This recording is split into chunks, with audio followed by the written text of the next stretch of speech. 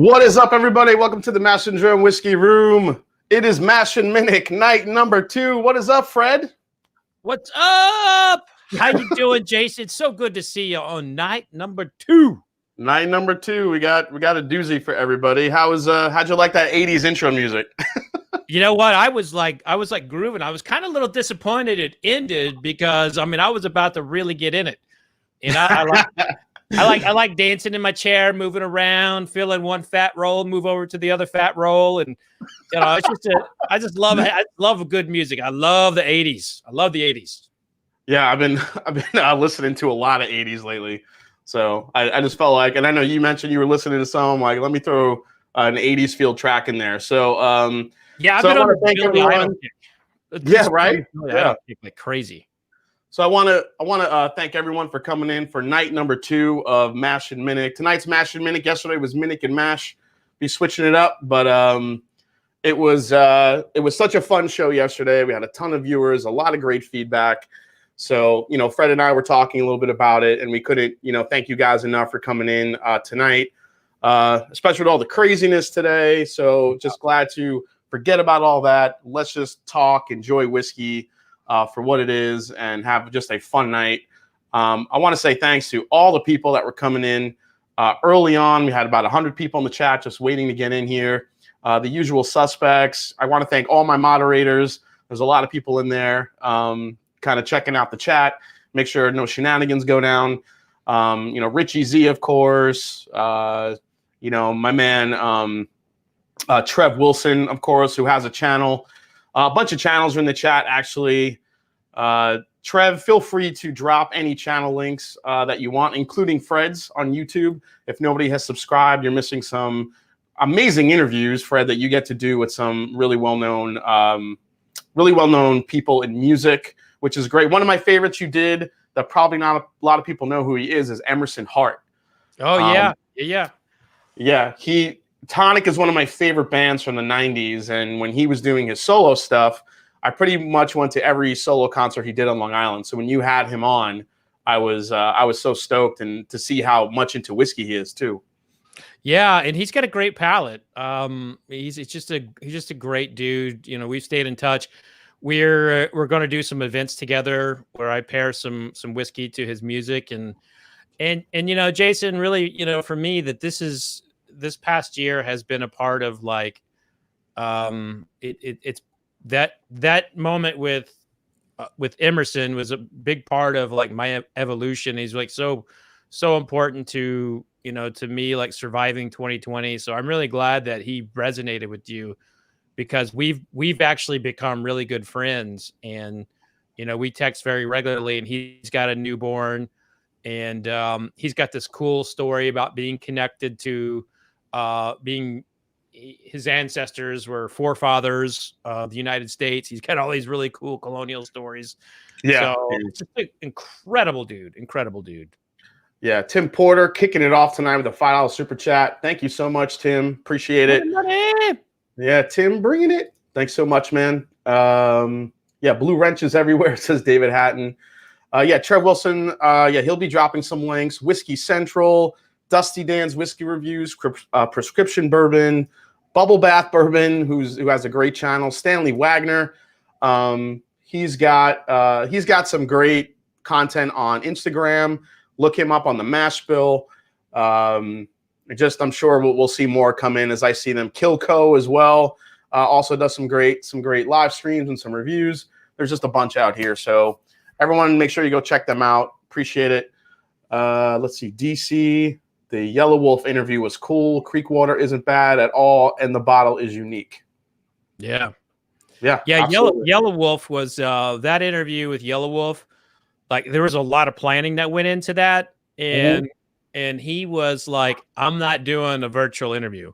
He's like, "We're going to do it in person, and Sasquatch is going to pour our whiskey."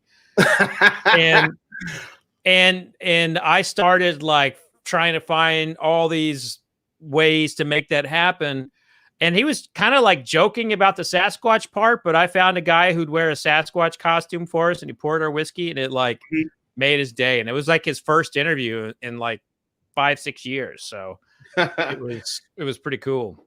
We have the man himself, the world's top whiskey taster with the file super chat. Love last night. Cannot wait for tonight. Thanks for coming in, Matt. Matt in the house. That's ADHD Whiskey, the world's top whiskey taster. Definitely give him a subscribe. So tonight, Fred, we're going to be talking overrated and overpriced bourbons. So Correct. I think this selection for us, we were talking a little bit earlier. This selection was a little bit harder. I mean, there's a lot out there, but there's a lot of bourbons that people, will pay for when it comes to rarity and stuff like that. But there are some definite bourbons that I have gotten to try personally that I don't feel. Now, if this is just my, our personal opinions, if you love that bourbon and are willing to pay the prices for it, that's, we're not going to tell you how to spend your money. This is just our opinion on what we think it's not worth the chase or not worth the price point that some of these bottles are going for. Yeah. And I think, yesterday we both got on Blanton's fell over, died, and we were kicking it and then stabbing it with a machete. And then we pulled out an M60. It was like, yeah, we pretty much killed every horse that you could think of. Yeah, we were beating a dead horse. And, I've clarified that on Facebook today a little bit. And, here's the thing is that to me, it's not, I don't hate anybody. I don't judge anybody. Thanks, Patrick. But the fact is, this is my job, is to give opinions on whiskey. And like if I say something's overhyped or overpriced and you love it, man, I keep loving it. In fact, us saying that is probably the best thing for you, because that means fewer people are going to touch it, and voila, you go into your store and then there's like 10 bottles of Weller there all of a sudden. And then you can thank Jason and I for when Weller comes back, or Blanton comes back, because we shit on it so much. I don't know if that's happening, but yes. No, exactly. It's not happening. Steve A. So Steve A is one of my longtime moderators, all around great guy too. What needs to happen with Blanton's is line it up between 2 rows of Claymores and hit the clacker 3 times. Oh my God. That is violent to the horsies. Have you ever fired a Claymore? I never have. I mean, I've shot a few different types of guns, but not a Claymore. Yeah, Claymore's so it's like in mine it says like face toward the enemy. And there are a few things make you feel more powerful than having something that would shred another human being to 1,000 pieces in your hand. And like it is I only fired one of them, but it was it's a feeling, that's for sure. I also want to thank Destination Bourbon, who's another great channel that pregame before me, leading up to the chat, leading up to tonight's live with Fred. So thank you, Destination Bourbon. Definitely go give him a subscribe. Some great stuff.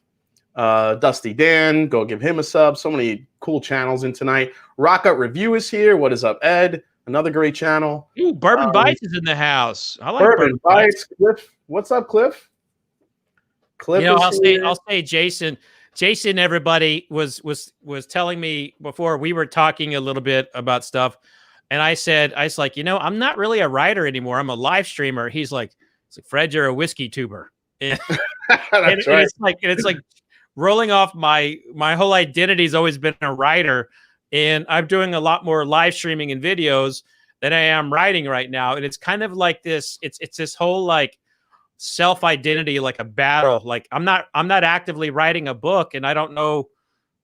I like wake up in the morning and sometimes I feel like I should be writing a book like I normally would, but I'm more thinking about like, ooh, what am I going to say on this video today with Jason? So it's like creatively, I'm more here than writing. It's really weird for me.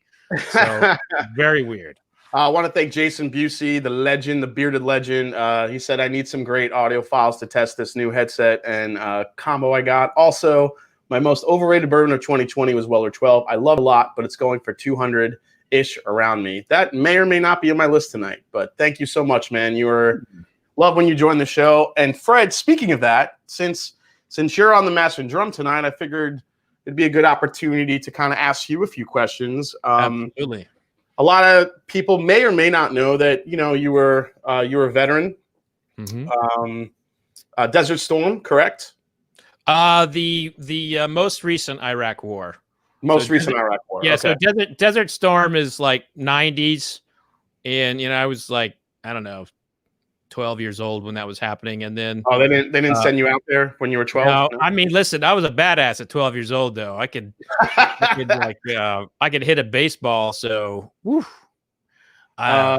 Drums and Drams with a $10 super chat. Jason, I know you like Chateau de la Baude based on your review. Fred, have you had a chance to try it? It exploded on secondary and obviously not worth $4.25. I shit you not. That's on my list of overrated ones.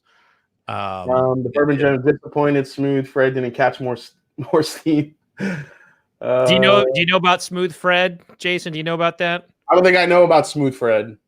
So Manscaped, the website or the male grooming company that's about shaving your business downstairs, sponsored my podcast for a little bit, and their code name was for the discount was Smooth Fred. And you hear people talk about this all the time. You can't really like endorse a product unless you're like really, really, really into it. And as I was reading the copy, I was just like, I mean, if you want to groom yourself down, do that. I mean, it was a very awkward thing. So I had my podcast producer read it. I really sucked at being a pitch man for it. I know that. That's why they didn't renew on the podcast. Well, there you go. Yeah. Nobody wanted Smooth Fred. No one wanted Smooth Fred. Well, I did want to ask you a few questions about your background because I've always wondered. I had a few viewers that want to ask me a few questions. How did I know you started off as a writer and you always loved writing. It was kind of your first love, and I know you've said that. But how did it translate into a bourbon or an American whiskey interest, and how did it? Where did that transformation come from, and then the love of American whiskey that followed after that? So I'll give you like the full story, and you can tell me to shut up at any point. But growing up, I wanted to be a veterinarian, and we had I had animals, and I showed pigs and was a part of like the livestock judging team in the FFA, and I was basically agriculture and like military mindset. Growing up, I had like this big desire to help in like the agricultural industry, and I wanted to be in the military. And I was the reporter for my FFA chapter, and we were winning all these pig shows and all this stuff, and we were just like crushing it. We were like the best, like we had the best team in the state at the time. And my ag teacher pulled me aside and he was like, Fred, we've got all of these awards we're getting and we're not getting any attention. You're the reporter. Start writing articles and sending them to the paper. So I wrote these articles. It might have been like a step above a Commodore 64, printed it out, tore off the edges on it, and faxed it to the Oklahoma County newspaper. Mm-hmm. Well, the first time I saw one of my articles and I read it in the paper, I was hooked. I knew I wanted to be a writer. And so from that point on, at 15 on, I put all my effort and focus into writing. And I went to Oklahoma State and got my degree in agricultural communications while also writing about sports for the Daily Oklahoman. Okay. And I was in the National Guard at the time. And I moved to Wisconsin, where I was a scientific writer in the forestry industry.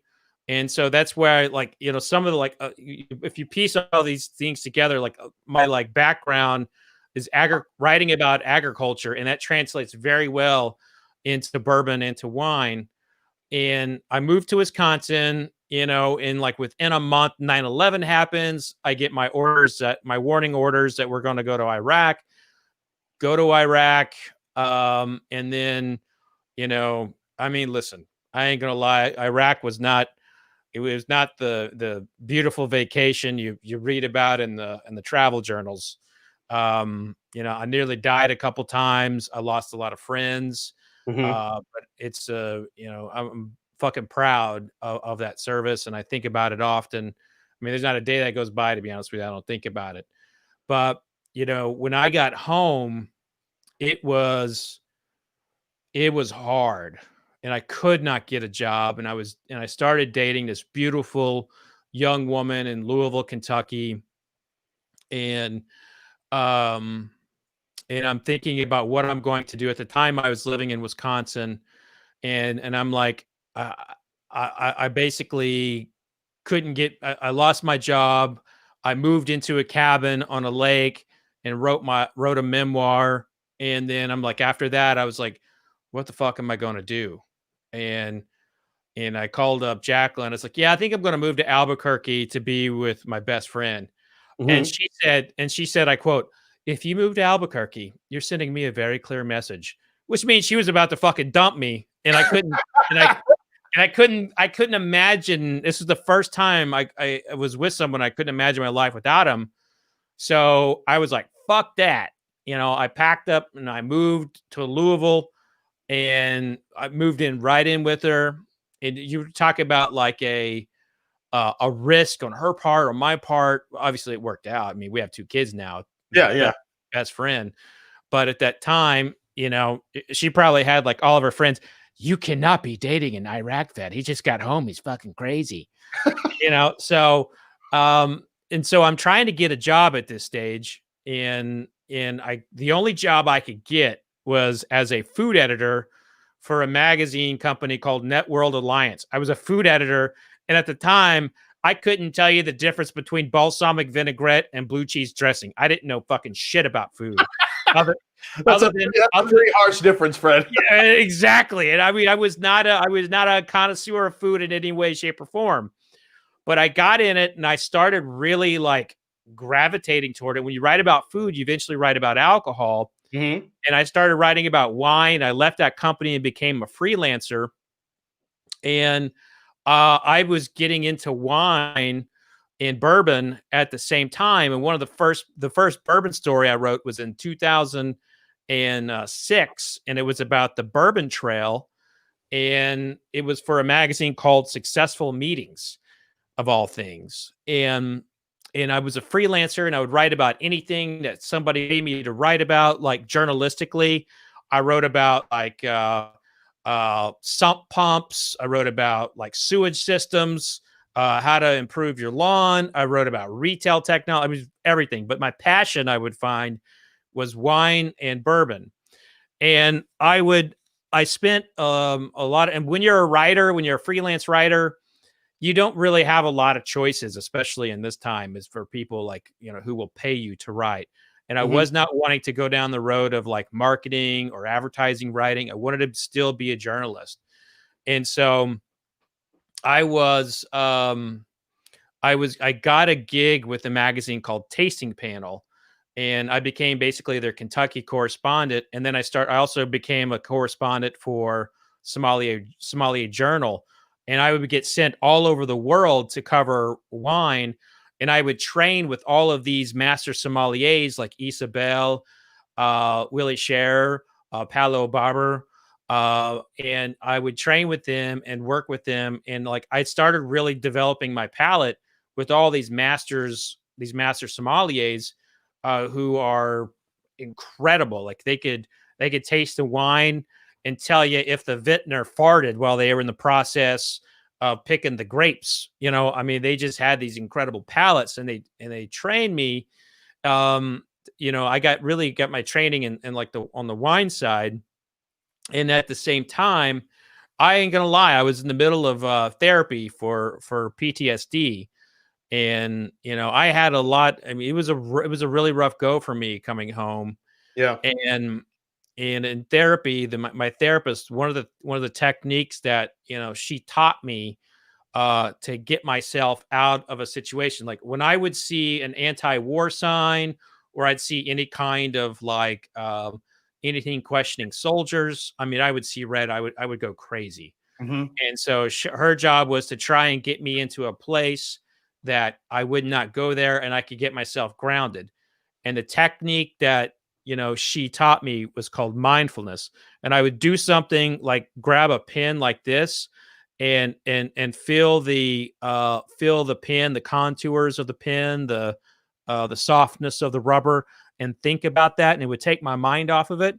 And then I applied it to eating. And she suggested that I start with barbecue potato chips. And so I put barbecue potato chips on my tongue and chew it. And then I would close my eyes and think about all the places it was hitting on my tongue, how it felt, what was the texture, how long it would be there. And that was basically a practice of mindfulness. And while I was in the process of learning about wine and bourbon, I would apply those same mindfulness techniques that I was teaching myself to kind of get better to tasting alcohol. And it's the most effective thing that you can do as a taster, because you're basically you're teaching your palate to connect with your brain. And everyone's always like, well, how do you get that? How do you get this? How do you get that? And yeah, there's a lot of training there, but a lot of it's been like connecting what I taste to my brain. And that's really kind of how it all started for me. But there was this rivalry between wine and bourbon. There was like a big demand for wine writing at the time. Yeah. And I had climbed to be one of the top wine writers in the world. And in 2012, when I was up for the Louis Roederer International Wine Writer of the Year for the under 35 category, I'm in this room with Jancis Robertson, Robert Parker, all these icons of wine. And I just look around and I'm like, I want to be with Jimmy Russell. I want to be with Fred No, Parker Beam, Al Young, Dave Pickerel. I don't want to be here. And that was the moment that I left wine and I focused solely on bourbon. And I'm telling you, in 2012, that was an enormous risk. It was an enormous risk. And I almost gave up a couple times. Whiskey Women came out in 2013. Bourbon Curious came out in 2015. And when Bourbon Curious came out, I had kind of gotten myself in a pretty good position. But I'm telling you, man, I about gave up several times. And it was, it's difficult to be, it was especially then, it was difficult to be a writer who was not working for brands. At the time, there was no transparency. Like, Heaven Hill didn't disclose their mash bills in 2012. And when I was knocking on that door, I say, listen, I know your mash bills. I'm going to publish them in my book, Bourbon Curious. I would love it if you would confirm these. And they're like, okay, we will. So, and then you started seeing like a trickle down. Bourbon Curious was the first book I read before I started my YouTube channel. I wanted to know mash bills. I wanted to know some semblance of history. I wanted to know more about grains, about where most of the corn comes from, and your book covers all that. If anybody is a new person to bourbon, Bourbon Curious is probably one of the best books out there, if not the best, when getting into bourbon. Just like because it's not overly detailed. You get into some detail, but it's an easy read. And then obviously all the brand recommendations you do in the second half of the book. It just covers a lot of ground. I thought it was a great book, and I'm glad you wrote it. Well, thank you. And the funny thing about the publishing industry is that it's never good to be first. So and I was not the first to come out with a bourbon book. I mean, for everyone who's like seen my books, please go take a look at Michael Jackson's writing, Gary Reagan's writing, read Chuck Cowdery's book, Mike Veach. There's so many people before me that wrote books that really never got a shot because the publishing industry didn't see bourbon as a viable audience. Now we have a bourbon book on the New York Times bestselling list, and that's Pappyland. And the story of publishing another great read, by the way. If no one is, it is a great read.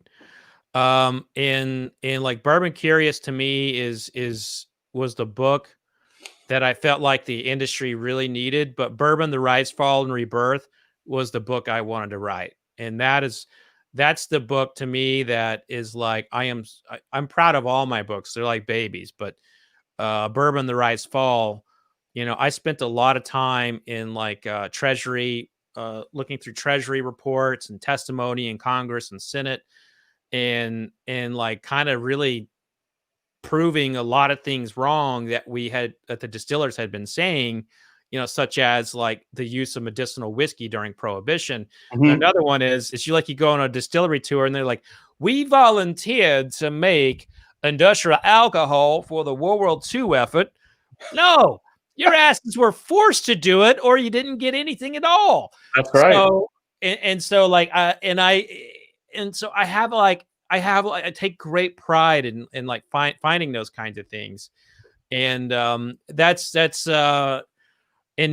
I started off talking about how I'm not writing a book right now, and all this talking about it just making me crave to write another 70,000 word text, because I love it. I know you're not writing now, but to just as we rewind that whole, your origin story, I do want to just say, one, thanks for your service. Two, thanks for being so candid with us about what you went through, because that's not easy to talk about and revisit. And three, I think we're all, we're all happy you decided to join Whiskey Tube and hang out with us. And I know your books and everything you've written have always been, highly regarded. And, I just wanted to say thanks. And I know everybody else in the chat wants to say thanks too. So I appreciate it.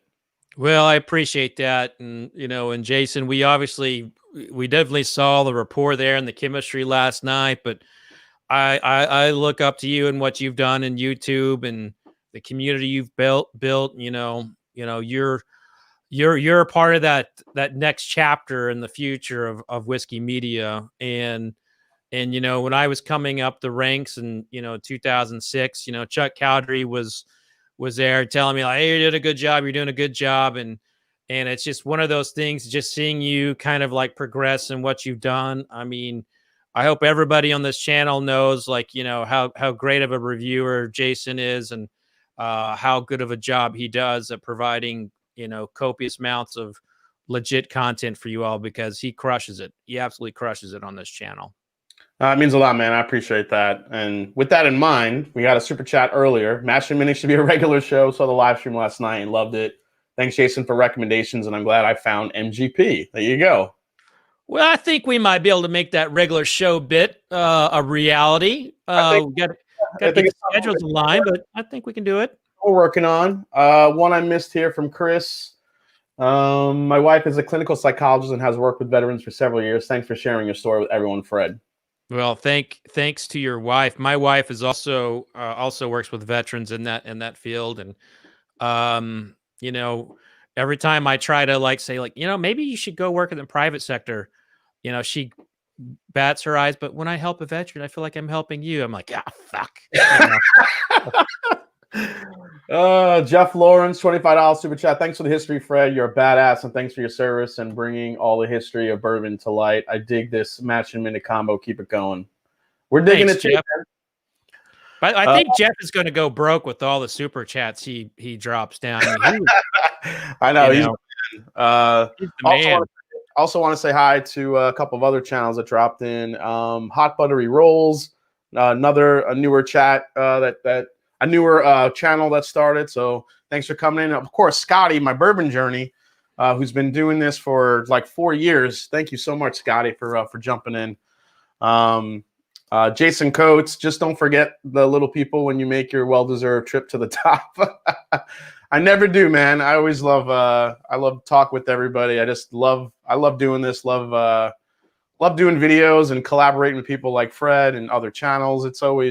This is fun, man. When it stops being fun, I'll stop doing it. But I don't know if it's ever going to stop being fun. We also have Drew Bills from Scotch for Dummies. What's up, Drew? Thanks for coming in. So, all right. Enough chatter. Hope you're well. You want to get into, so first, before we get into our overrated, overpriced bourbons, what are you sipping right now? Because I think what we're both sipping is kind of against the topic for tonight. Yes. Well, and you pushed me down this road, so this is totally your fault. I wasn't going to sip anything, and then Jason's like, well, on a night like tonight, I really want to get something that's highly allocated, and you can't find it, and just enjoy.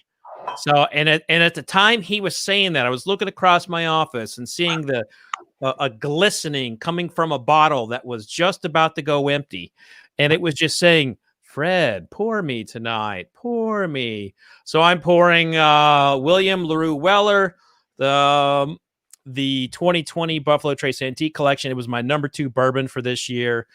And to be honest with you, I'm also pouring it because I want to celebrate.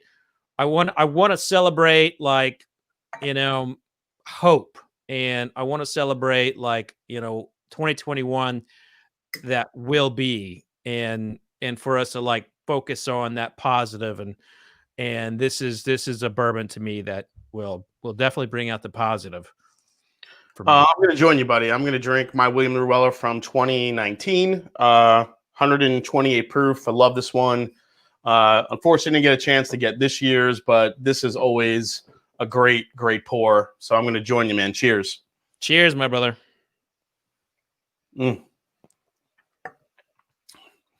Quick question from Stanley Wags.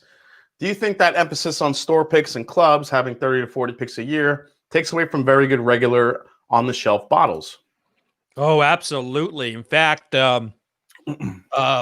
Four Roses, they went on a barrel pick hiatus. With the exception of, like, everyone, if you have the inn, you have the inn, and you're going to get the barrels. But they closed it off for like a good 6 months because they're looking around like, holy shit, we don't have any more 12-year-old, 16-year-old barrels, and because all the people were getting all of these barrels, that were of age. So yeah, I mean, that's a very real thing. Peerless at a smaller level has had to do that as well. Yep. But the truth is, if you take away barrel picks, you're going to derail the enthusiasm of the American whiskey community right now. It's like all we have to look forward to. Yeah. And I think sometimes, and I think I've heard you talk about this a little bit, to the detriment of the actual brand. I don't supposedly buy into the strategy for a new whiskey brand or a new distillery using picks to launch their brand, because I think what you're getting is more bad whiskey than good. It's just one of those things I think is happening with some newer distilleries, unfortunately. Yeah. So some of the newer ones will be like, hey, pick a barrel. It's kind of like walking down the boardwalk in 1925. Cotton candy here. Who wants your cotton candy? Come get your barrel. Come get your barrel. New distillery here. Get your barrel. Yep. And then suddenly you're seeing like barrel picks from, Jim Bob's down south distillery. It's a 5-gallon barrel, so it has like 6 bottles. But I'm being facetious. Exactly, and that's exactly my point. But hey, if that is what it if that's what it takes to get some interest for them, good for them. Yeah, I mean, it's just the whiskey's got to be good if you're putting out that many picks. Oh, here, Rare Bird 101. Guess what I'm drinking? Turkey. Oh boy, and he's gonna be mad at me tonight. He's gonna be mad at me tonight. I got a turkey on the list. I just want to say that Rare Bird 101, David Jennings is a great friend of the show. Obviously Fred knows him really well.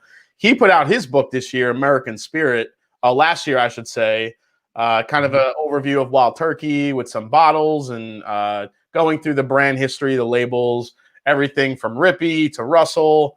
I mean, amazing book. If you guys love Wild Turkey, it's a must read. It's called American Spirit. Go check it out. Yeah, it really is. It really is a great book. And I remember talking to him very early on in the process, trying to teach him how much of a suck the publishing industry is. And what happens is when someone writes a book, they're full of creativity and positivity, and then the slow doldrum of death that's called the publishing industry just hacks at their toes and their calves, and eventually they come mounted down, and they're like, Fred, you're right, this whole industry sucks. And the publishing industry still acts like it's 1955. So.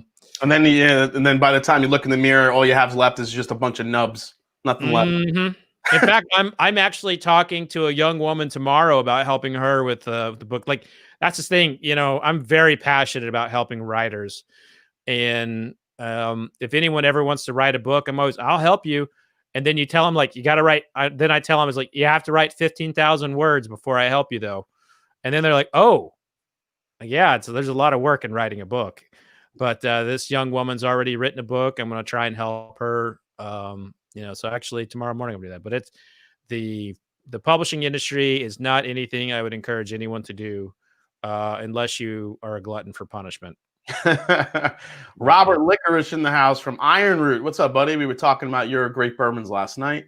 And Iron Root is not on my list. Iron Root is not on my list either because I don't think enough people know about them just quite yet. How do you guys feel about the distiller picks versus a single barrel? What is the difference? Noob here. I think distiller picks are normally coming from a tasting panel at the distillery or just the master distiller themselves.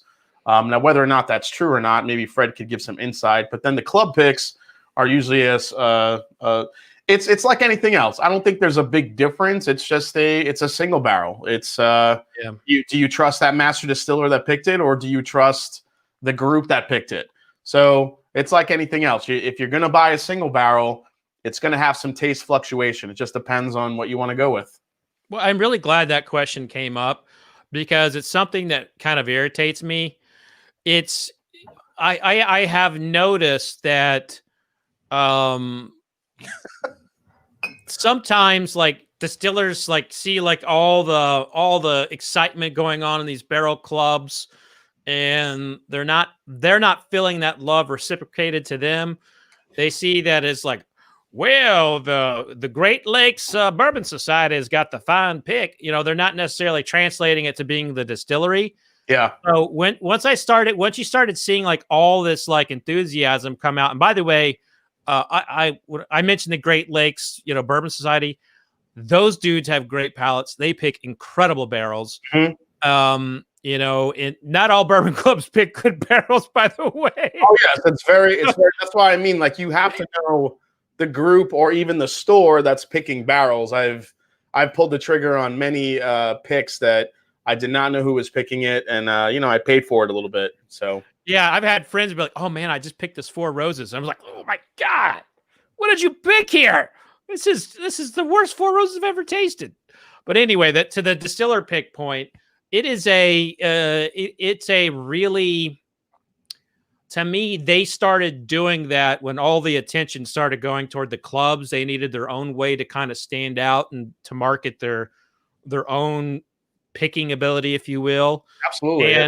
And it's just another layer of marketing. It's another reason to get you into their shop, and love it or hate it, that's what it is. And I don't have an opinion on it one way or another, but that's how it came to be.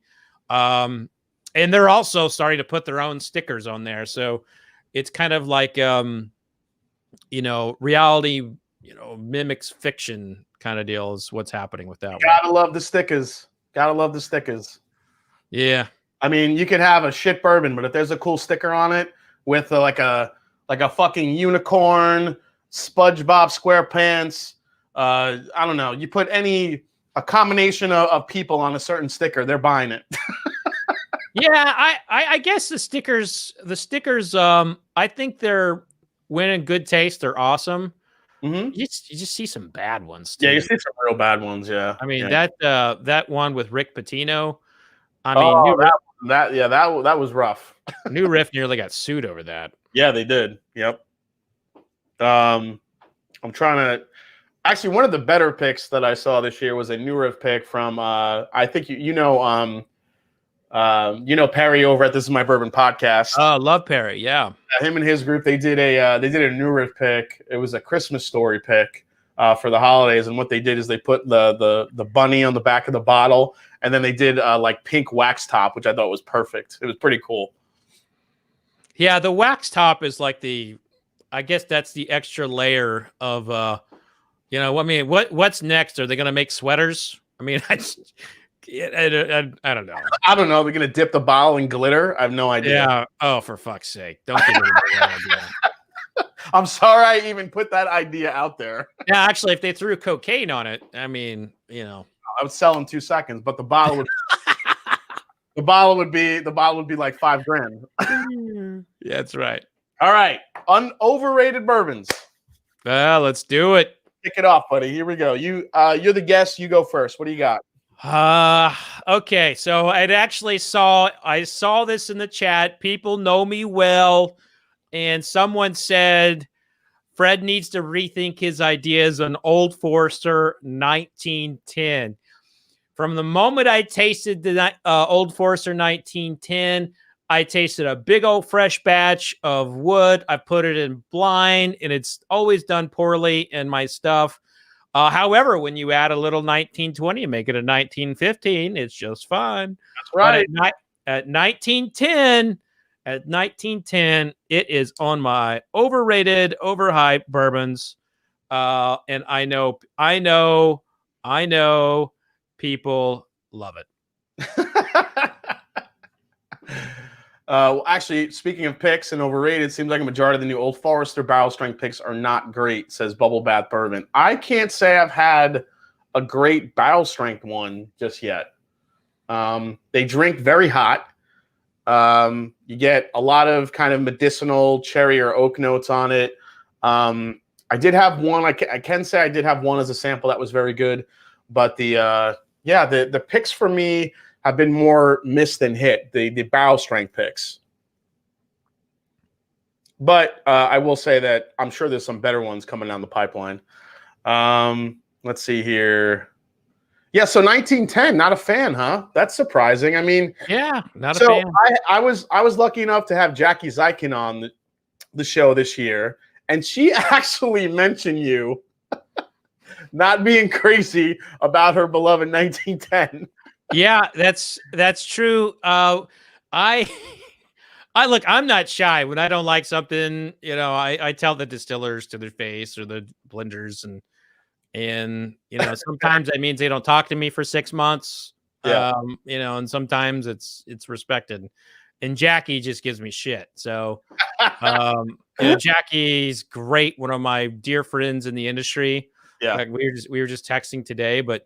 Yeah, I mean, she knows I don't dig the 1910, but I mean, pretty much everything else she does, I love. Yeah, I mean, so for me, when I first reviewed the 1910, I was not crazy about it at first, but I think have you tried it when it was like halfway down the bottle, you couldn't get past the shoulder? No, I mean, I had it when it first came out. I had it as a sample. I bought bottles of it. Yeah. You know, I mean, I can't tell you. I can't go back through my notes and say I had it at the 3/4 point and the half point and the 1/4 left point, but I do know that I've given it 1910 many a shakes, and every shake comes out piss poor for me. But hey, that's my palate. It doesn't mean you shouldn't like it. Doesn't mean anyone else shouldn't like it. You shouldn't buy it. It's just me. Hey, we got Bourbon Junkies in the house. What is up, Sean? What up, Bourbon Junkies? That's probably Dan, I think. Love those guys. Thanks for chiming in tonight, guys. Thanks for hanging out. By the way, it took me a year to reply to your Instagram post. I saw that they were asking me about cigars the other day. I think that one was 2 years old. So I really suck at replying to people. But Bourbon Junkies, what's up, man? Good to see you guys. Let me see here. Yeah. So yeah, I think that's where I think we defer on that one. 1910 in the beginning, I probably agree with you, but when that thing opens up, gets past your shoulder, I love it only because it reminds me of growing up and in an Italian household, there was coffee, espresso all the time, and it has this espresso taste to me that I absolutely love. And like you mentioned, I gotta have a bottle on hand, mix it in to make a nice 1915. By the way, Bourbon Junkie said I did reply. Oh, there you go. You don't remember you replied. He said you responded. It was a Cuban. No worries, buddy. Look at that. These guys know my Instagram better than I do. That's awesome. So Richard. So that's my first one. What is yours? Richard Kirschenbaum says closet bourbon drinker. Totally enjoyed the live yesterday. Oh, I appreciate that, man. So my first one, I'm going to go with this guy right here, Jefferson's Ocean. This one to me isn't necessarily so much overrated, but I think it's overpriced for what it is. Cask strength, I get it. It has a nice story. I don't think they're very fully transparent of what's going into the bourbon, what it is. You know, it says it goes on a nice voyage. I think these are more of a try before you buy, but I don't know. I've never had one of these that was worth the $80 or $90, in my opinion. You know, it's interesting. I've had over the years, I have a really good relationship. I have a good relationship with all the distillers, you know, asking questions and everything. But when I was asking Trey Zoller about Jefferson's Ocean, I could see his neck just like cringing up and like thinking it was just like how pissed he was getting at me for asking the questions of wanting to see the manifest of the barrels on the on the ship. What? And give me the ship, give me the manifest. Where's it going? I have found people who have seen the barrels on there, and you know, it's like I've been able to like confirm that, and you know, and Trey no longer has the neck thing on me when we talk, but they do it. And I don't know, like, if they're taking like a whole batch and putting it in there, or if they're blending like some of the barrels from the ocean liner on there. But the person like running the ocean liner is the brother of Mayor Fisher here. You know, so there's a lot of people I know who are connected to it that are legit, and so it is happening. They definitely are putting bourbon at sea. And, you know, Trey's one of these people that I shit you not. If this guy had access to like the old Stitzel Weller stuff, I mean, you know, if he had the ability to have like aged whiskey that was well distilled, this guy has. I would put him up there as probably one of the top 5 blenders of this generation. I mean, he's an incredible blender, and you know, I don't know if he's always getting the stocks that he needs to make the products work for him. But I think Trey Zoller is one of the best blenders out there. Oh yeah, I don't doubt his blending ability. I think to me, I just wish the Ocean's cask strength was maybe, I don't know, if it was about maybe $30 cheaper, I think I would buy it more often. I haven't had one that's really wowed me for that price point. Yeah. I'll be honest with you. I'm not going in the store and buying it. You know, I mean, when the samples come in, I taste them, but it's not one I seek. Now I do like when Liquor Barn or someone like that does a barrel pick. I'm excited about the barrel picks, but I'll just tell you, Jason, when this series first came out, my sample bottle was black. It was like black. Like the ocean had pushed that whiskey so deep in there, like the whiskey had turned like damn near tar level. Holy crap. And I tasted it, and it was like tasting sea salt.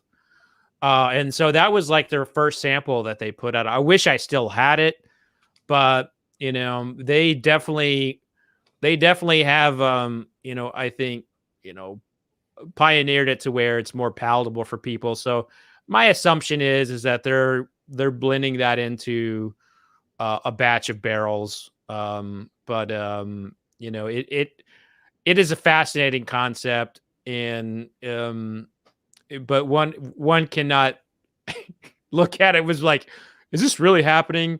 I mean, you know, exactly. It's like, is it really going around I mean, is it stopping at ports to meet some nice? Like, what's happening? I mean, I may or may not have went to swim with the fishes, seeking that information. You know, I was close, but yeah, if there was like a swim with the fishes mafia bourbon, I'd buy that in a second.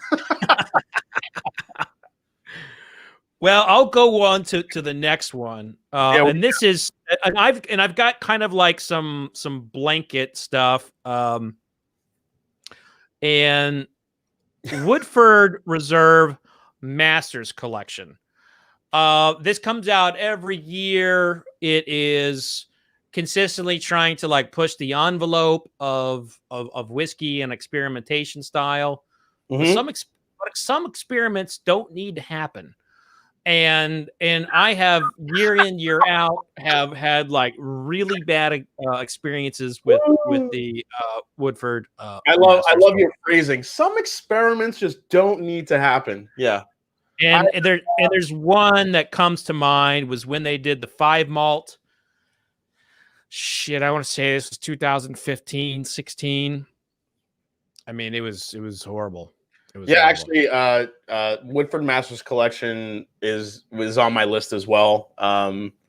That oat grain bourbon was the last year or 2 years ago was an absolute mess. The cherry wood one was one of the worst things I've tasted. Yeah, just not. Now, what they did with their newest release, when they put in that 17-year bourbon, that's one of the nicest 90 proofer bourbons I've ever had. So if it continues going down that path and not using these funky grains that they're known for or funky wood finishings, I don't know. I could probably get on board with that, but I don't think, besides the batch proof, which I do love, not sure they're worth 120, 130 bucks, especially coming in at that 90.4 proof like they always do. Well, and I always when I talk about Woodford Reserve, because even though it's in my books and I've talked about it before, I always feel like there needs to be a caveat that they're not making 100% of it at that beautiful distillery with those 3 stills. They're getting a large chunk of distillate from their Louisville distillery, Yep. and mingling in with the pot still liquid. Yep. And you know the percentage offhand, what kind of the ratio is from what they have never disclosed that. Okay. But you hear things and you hear 80-20, 75-25, 60-40, all the higher numbers being Louisville. Yeah, 60-40 is probably the most consistent number I've heard. And so you hear a lot of different numbers. Yeah. But the one thing I'll say is that, like, there's a reason why Old Forester, built its own distillery. I mean, that's a sizable still there, and they can use that and apply that still more for their products in Buffalo and Woodford Reserve. I can't believe I'm not fucking calling Buffalo Trace. We're talking about 2 companies that hate each other. Yeah. But that's one of the things too. Like, I think sometimes those master collections are 100% from the Woodford distillery. Like, so there's like no like outside liquid coming in. And so like the 5 malt one we mentioned, I'm almost 100% positive that's the case, because they're not running malt 100% malt on the other stills. Yeah, absolutely. And that was my thought process too. I'm like, you have 3 stills, you have your 3 copper pot stills here, and you're not obviously making this right here. So and by the way, I want to say, if you're not hitting the like button yet on Jason's channel, you're missing out on giving some love, and we need love right now. That's right. Need a lot. We have 684 in the chat. This is amazing, guys. Thank you so much. Good question. Fred, what master distiller did you give a negative review to their whiskey, and they are still seriously butthurt about your honesty? You want me to name somebody? You don't maybe have to. I don't know. It's up to you. I'll say this. I had, well, let me think. I've been yelled at a lot by distillers. It's usually more the marketing people.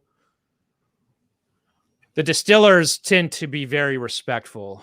The people who are actually put together the whiskey, like, what? I see that. I disagree with you, but I see that. Yeah. The marketing people, I've had people buy me dinner just to yell at me. I've had owners call me while they're in the middle of a round of golf to, yell at me, but but mostly people are very respectful. And I will tell you that I've had there are some companies I won't work with, for like events or like, and some companies that are really like, you know, like Buffalo Trace. I could say anything about Buffalo Trace with the confines of, you know, facts and opinion. Buffalo Trace would never ever pick up the phone and say, we disapprove of your comments about Blanton's. Yeah. They're like, they're one of the most professional companies when it comes to working with people like me. But there are some I've been pretty I, I was pretty honest about Legent from Beam, and I tasted that with the blenders and Fred No, and I stopped receiving samples from them shortly after. It's been 2-3 years now, Yeah. so and that's okay. That's fine. I do my best to buy all the products I can, but you Yeah. look around. But I get it. Hey, we it got is the whiskey dictionary is in the house. How you doing, Bill? Everyone go check out Bill's channel. All right, so he's an OG, right? he's an OG, man. He's been He's doing an it OG. for a long time. Yeah, absolutely.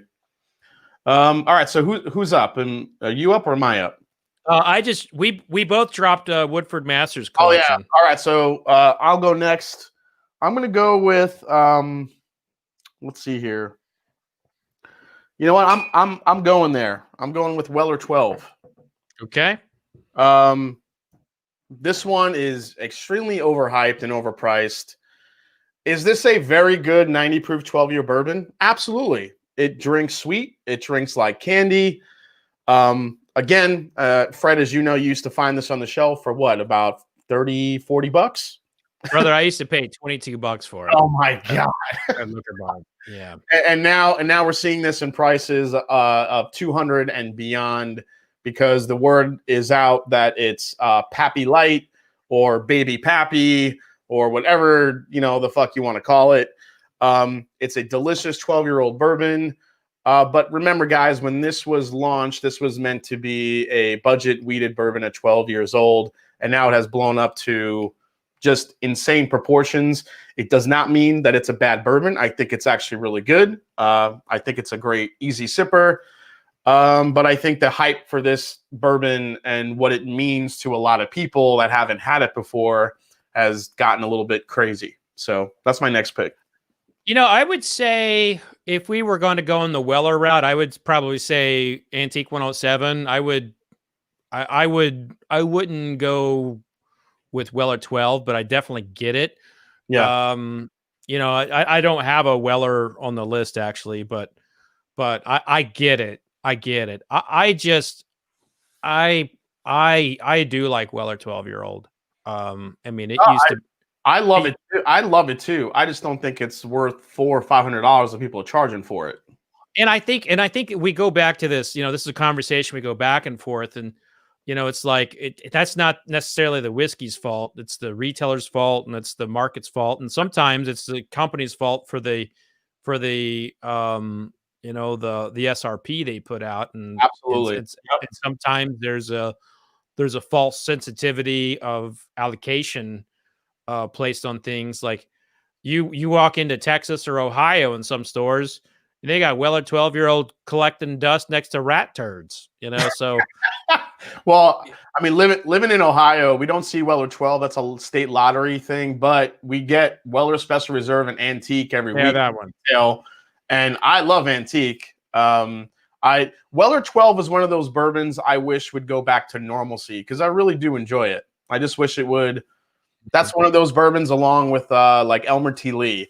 I wish those two would just come back to normalcy, but I don't think that's happening anytime soon.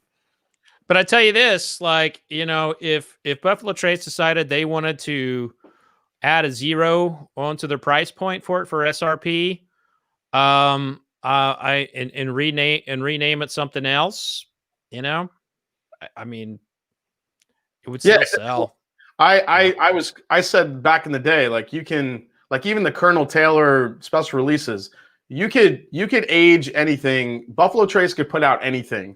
They could do a bourbon that was aged with Colonel Taylor's old socks they found in his trunk in his old house, and it would sell for $5,000. I mean, it just. By the way, he had athlete's foot, so it'll be a very fungal and herbal forward. Very fungal. Yes, I love a good fungal forward bourbon. So there's nothing like some fungus, and I just think no matter what Buffalo Trace put out, people would buy it. So, well, since we're talking about fungus, I'll go ahead and lead with what's next on here, and that is Parker's Heritage 24-year-old. Oh, the 2016 release. Oh, we're going old school. Okay. Yeah, this had a mildew note in it that. Every time I tasted it, it was just like, oh. And, I remember I think I was the first person at Whiskey Advocate to rate a Parker's Heritage or one of these Uber like limited edition products lower than an 80. And people, I remember like my editor's like, hey, just making sure that you knew that this was like a 78 and not an 88. I'm like, yep. So it was to me, the Parker's Heritage 24-year-old is so disappointing. Yeah. And but that was, again, really as a mildew note. And here's the thing about some of the Heaven Hill warehouses. Yep. You go in there and they won't mess with these things. Like, and there will be crustaceans like around the barrels. I have like photos of barrels that are just like, how if you don't get to a room for a while, cobwebs get around everything. Well, imagine if you don't touch a barrel for 24 years, that thing will be crusted with all kinds of Mother Nature goodness. And sometimes that turns into a honey barrel, and sometimes it tastes like a mildew, like you're in a basement that ain't been cleaned in 20 years. Fair enough. Actually, I think somebody named Brian brought up a good point. By the way, we have 730 people in the chat right now. That's a record for my channel. Years. To everybody watching tonight, this is amazing. It's a proud moment for me to be a part of the Mash and Drum record. Thank you. Right. Thank you, Fred, for being here. I'll tell you what, if anyone deserves it there, Jason, it's you, my friend. Nice. Oh, 730, 732, 734. Damn. Thank you so much, guys. Let's see here. So my next one is. Well, you said somebody in there said something. Oh, yeah, and then Brian had a good question. So we were just talking about Weller 12 and Elmer T. Lee and how we hope that gets back to normalcy. I know it's going to take some time, but do you think with the Buffalo Trace expansion, do you think we will get there? Or is that do you think that the expansion is being used for something else that we don't know about? Well, everyone likes to play conspiracy theories when it comes to Buffalo Trace. But it's like the National Enquirer of the bourbon world. Everyone loves hearing those conspiracy theories. But I'll tell you that there's not a smarter CEO in bourbon than Mark Brown, CEO and a marketing strategy. They've got their stuff planned out through 2049. So they know exactly what's happening.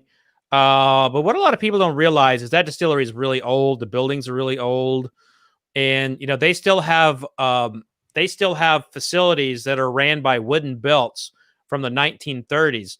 So they have to have special belts created just to like keep the place going. And it is like if they don't expand, if they don't update, you could see system failures. So I think a lot of that will be, while it's expanding, I think a lot of it will end up being placement facilities. And, I think the goal is to get more, but man, I don't know what's going to happen. Honestly, everything that you think is going to take down bourbon, it doesn't, and it keeps going. So yeah, I mean, if anyone has ever taken the hard hat tour at Buffalo Trace, they take you through that part of it where you see the workshop where they're literally like milling, parts for these old machines they have because you can't buy them anywhere.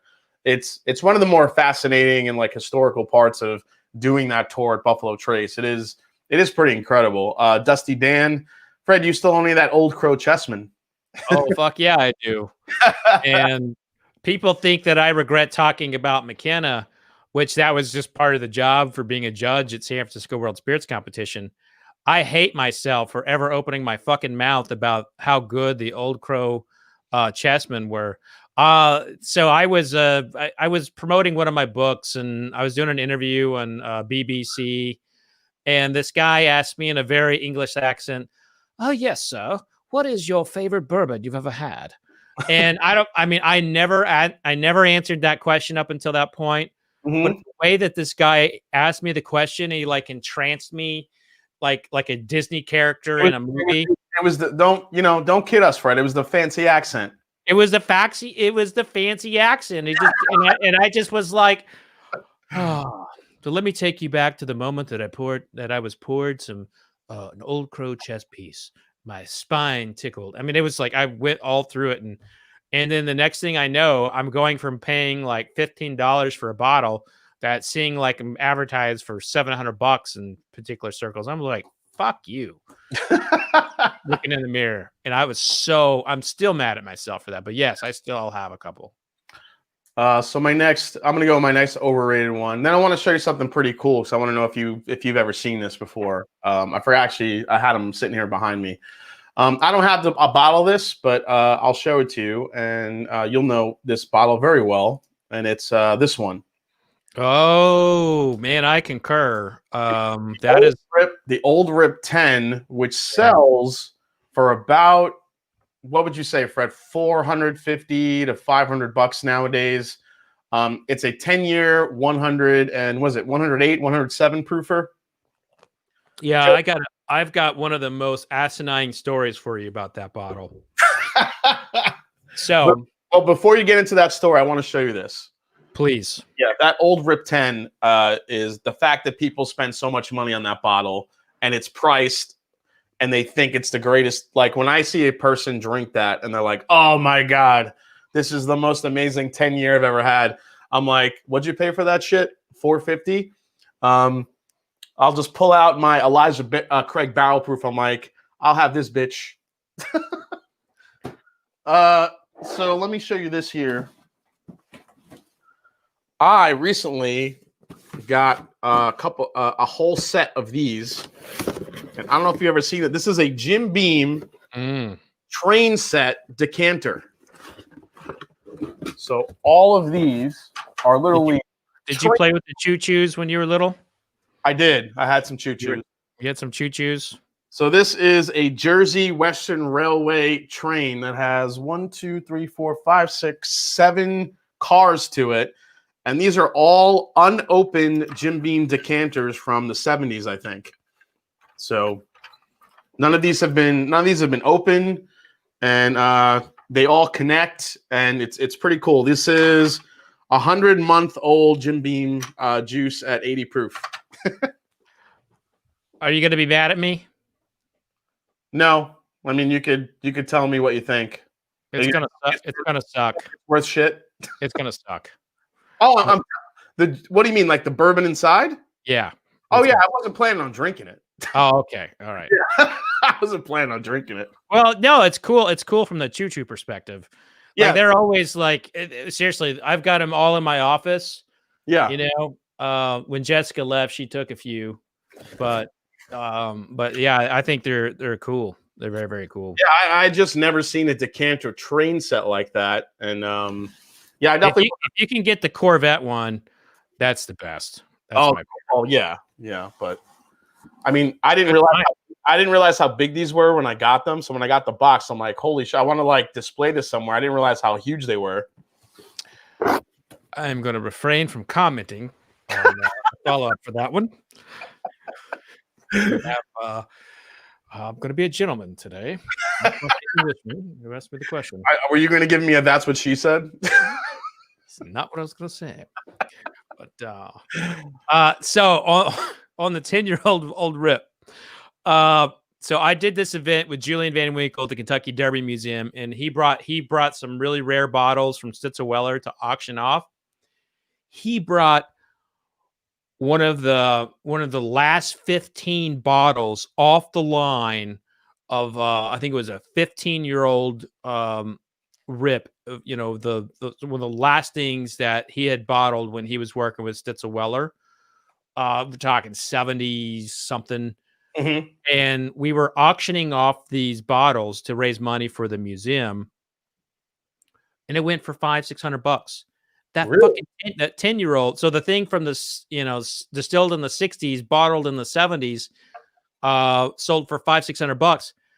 The brand new 10-year-old had a bidding war between a couple of bro dudes, you know, like, and it went for $2,500 or something like that. Oh my God. Were they wearing skinny jeans? They were.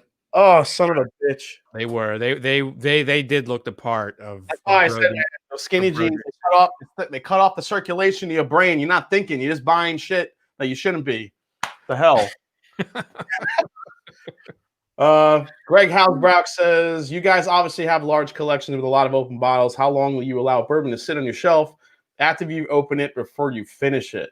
That's a good question. I mean, for me, if it's a bottle I really love and I want to, you know, cherish it for as long as I can, once it gets to about halfway, I transfer to a smaller bottle to let less air in, and that's basically it. Did you see ADHD's comment? No, what did he write? Did you see his comment? Hold on, I gotta find it. You're already killing me. Oh, see, find it and post it because it's the funniest fucking thing. Where the hell is it? ADHD.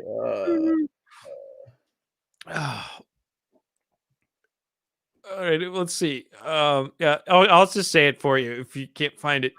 The Mash and Drum. Check out my trade, Fred Minnick. Fuck your trade.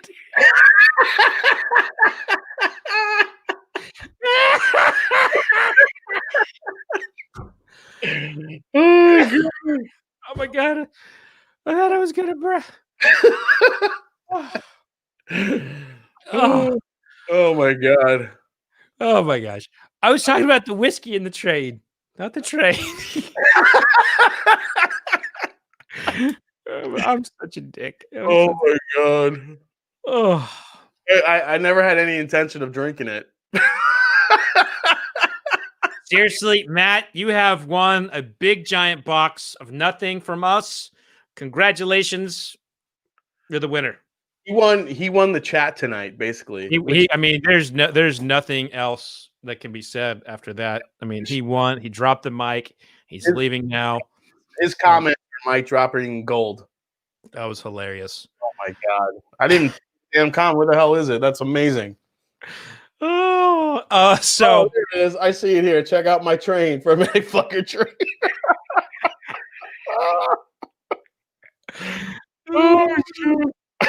So that's why Matt is the world's top whiskey taster, because I mean, oh my God, he got the tickle belly there. That's funny. I'm tearing up. That's amazing. So I'll go next. I can't even. So this is a oh shit. This next one is, I think everybody who's been in bourbon for more than 5 years will probably agree with this. And that's the Orphan Barrel line. There's only been a couple of them that have actually, you know, been up to snuff. But the story behind Orphan Barrel is Diageo had these stocks, you know, at Stitzel Weller, some of it former Bernheim liquid, and they couldn't get the money they wanted on the open market. So they had these barrels there, and a marketing branding team came in and was trying to figure out what to call them. And a woman was looking at them. She's like, you know what? They're orphans. You know, nobody wants them. So they're Orphan Barrel. So this is the Orphan Barrel project. So that is where the name came from. That's how the story was born. And I actually interviewed the woman who came up with the name and the marketing strategy behind it. You know, people who are marketing and branding, I mean, you're a little bit in that world, Jason. You know, they look at whiskey very differently. They look at it from the label out. They don't look at it from the label in. And as whiskey people, we look at it from the label in, and what was inside the bottle never matched up to the cool stories they put on the package. So Orphan Barrel, next one.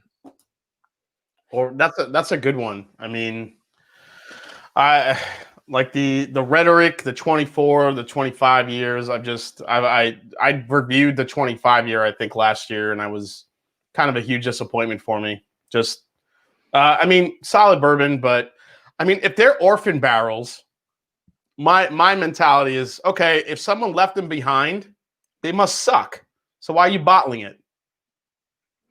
I also feel like because they bottled them at Tullahoma at the Dickel Distillery, and they have a particular filtration setup there. And I think they filtered the fuck out of them. I think they might have been fine if they weren't so filtered, but Yeah, and that's a good point because they are thin, like on the palate. they're every one of them. Every single one of them is like drinking water. Hold on, drinking water. Water. Love it. All right, so my next one is actually not a bourbon; it's a rye, and I'm gonna go with Whistle Pig. Oh, listen, I love Dave Pickerel and everything he's done. But this stuff for me. Hold on, I gotta cover Dave's face here. Yes, go ahead. Please cover his ears. This stuff to me it's not so much that, well, yeah, I'm not a huge fan of this stuff. I do like some of the single barrel picks that come out, but I just feel like you had the 15-year rye whiskey that's 200, like north of $200. It's just so expensive, I think, for what it is. You're looking at mostly Alberta premium Canadian whiskey, which I know a lot of people know are cheap whiskeys. Yes, they have some higher age on them. I think aside from the 12-year, which I do believe has some NGP mixed in there, because there is the triple finish. It's a triple cask. But overall, Whistle Pig to me, the Boss Hog, $500, just because they do some funky finish and have a nice metal top on it. For me, this bottle is probably the epitome of beautiful marketing, beautiful presentation, first-class experience at the distillery, but the whiskey inside doesn't stand up to that. And so I have to call them out on that. I think Whistle Pig is it's definitely in that like marketing city, right? And exactly. Yep. And I've done and one of the things that I have noticed is like when I'm doing events, Whistle Pig is a brand that event planners always want associated. And I asked somebody one time, like, why do you like it? Why is it so important to you? Because it's such a high esteemed whiskey. I'm like, who the fuck is telling you this? And like, well, it's so expensive. And so they've created they've kind of like created this this mentality that it's better because it's more expensive.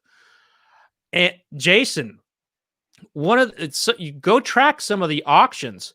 Whiskey Auctioneer just had a Whistle Pig 12-year-old outsell like 3/4 of the Pappies and all the Buffalo Trace antique collections.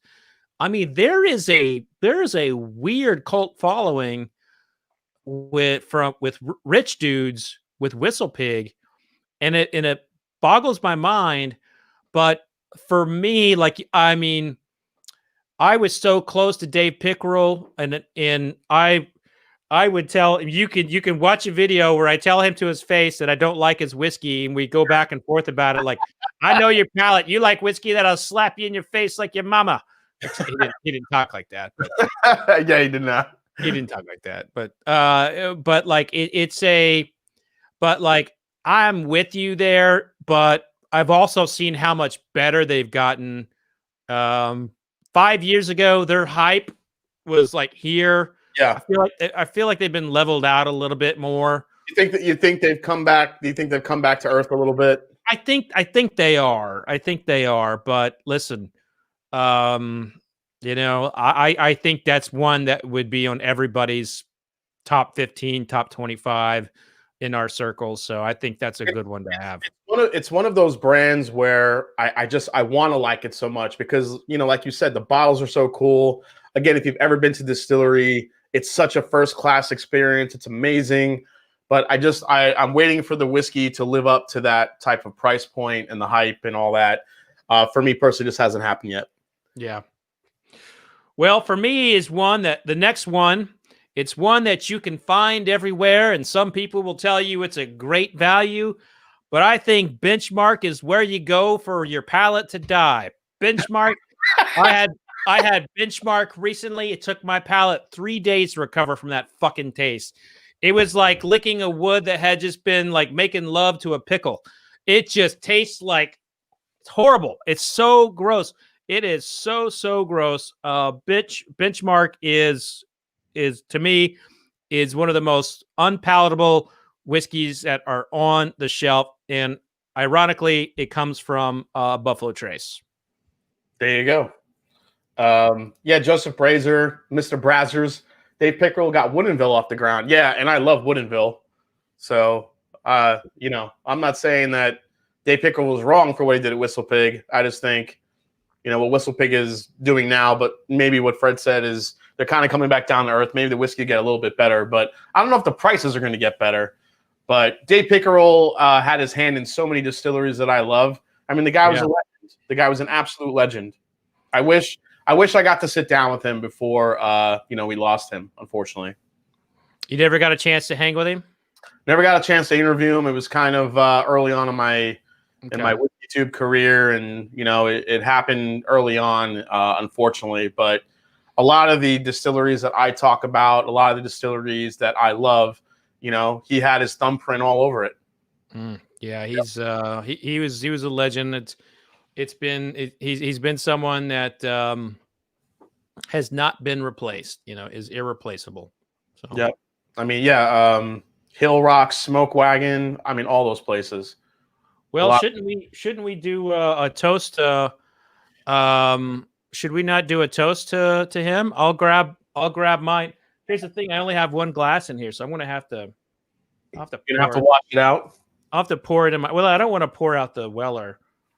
Yeah, don't not pour out the Weller. I'll pour it in this. Yeah. Look here. Let's see. I think I have a bottle of Hill Rock here, which he had a hand in. I got some Boss Hog Black Prince. Now this is what I paired with the McRib, which probably not my finest hour as a whiskey tuber. But, a McRib? Yeah, so I did this.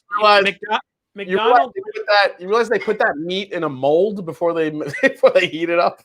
Yeah, I mean, so McDonald's reached out to me and wanted to know if I would be interested in doing like a collaboration with them. I was like, nah, not really, but I would like to actually buy the McRib before it's out and pair it to some whiskey. And so I was like, obviously, I'm going to pair it to Whistle Pig, pig on pig. And,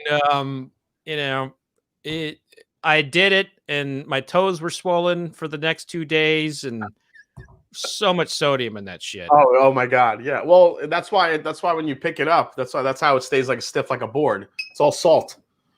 Yeah. Well, all right. I'm going to actually pour a little bit of this Whistle Pig and say, cheers to Dave Pickerel. Cheers to Dave Pickerel. I defended you, sir, when Jason was ripping Whistle Pig. Actually, here's the thing about this, Jason. He would love you. He would love you because he loved criticism.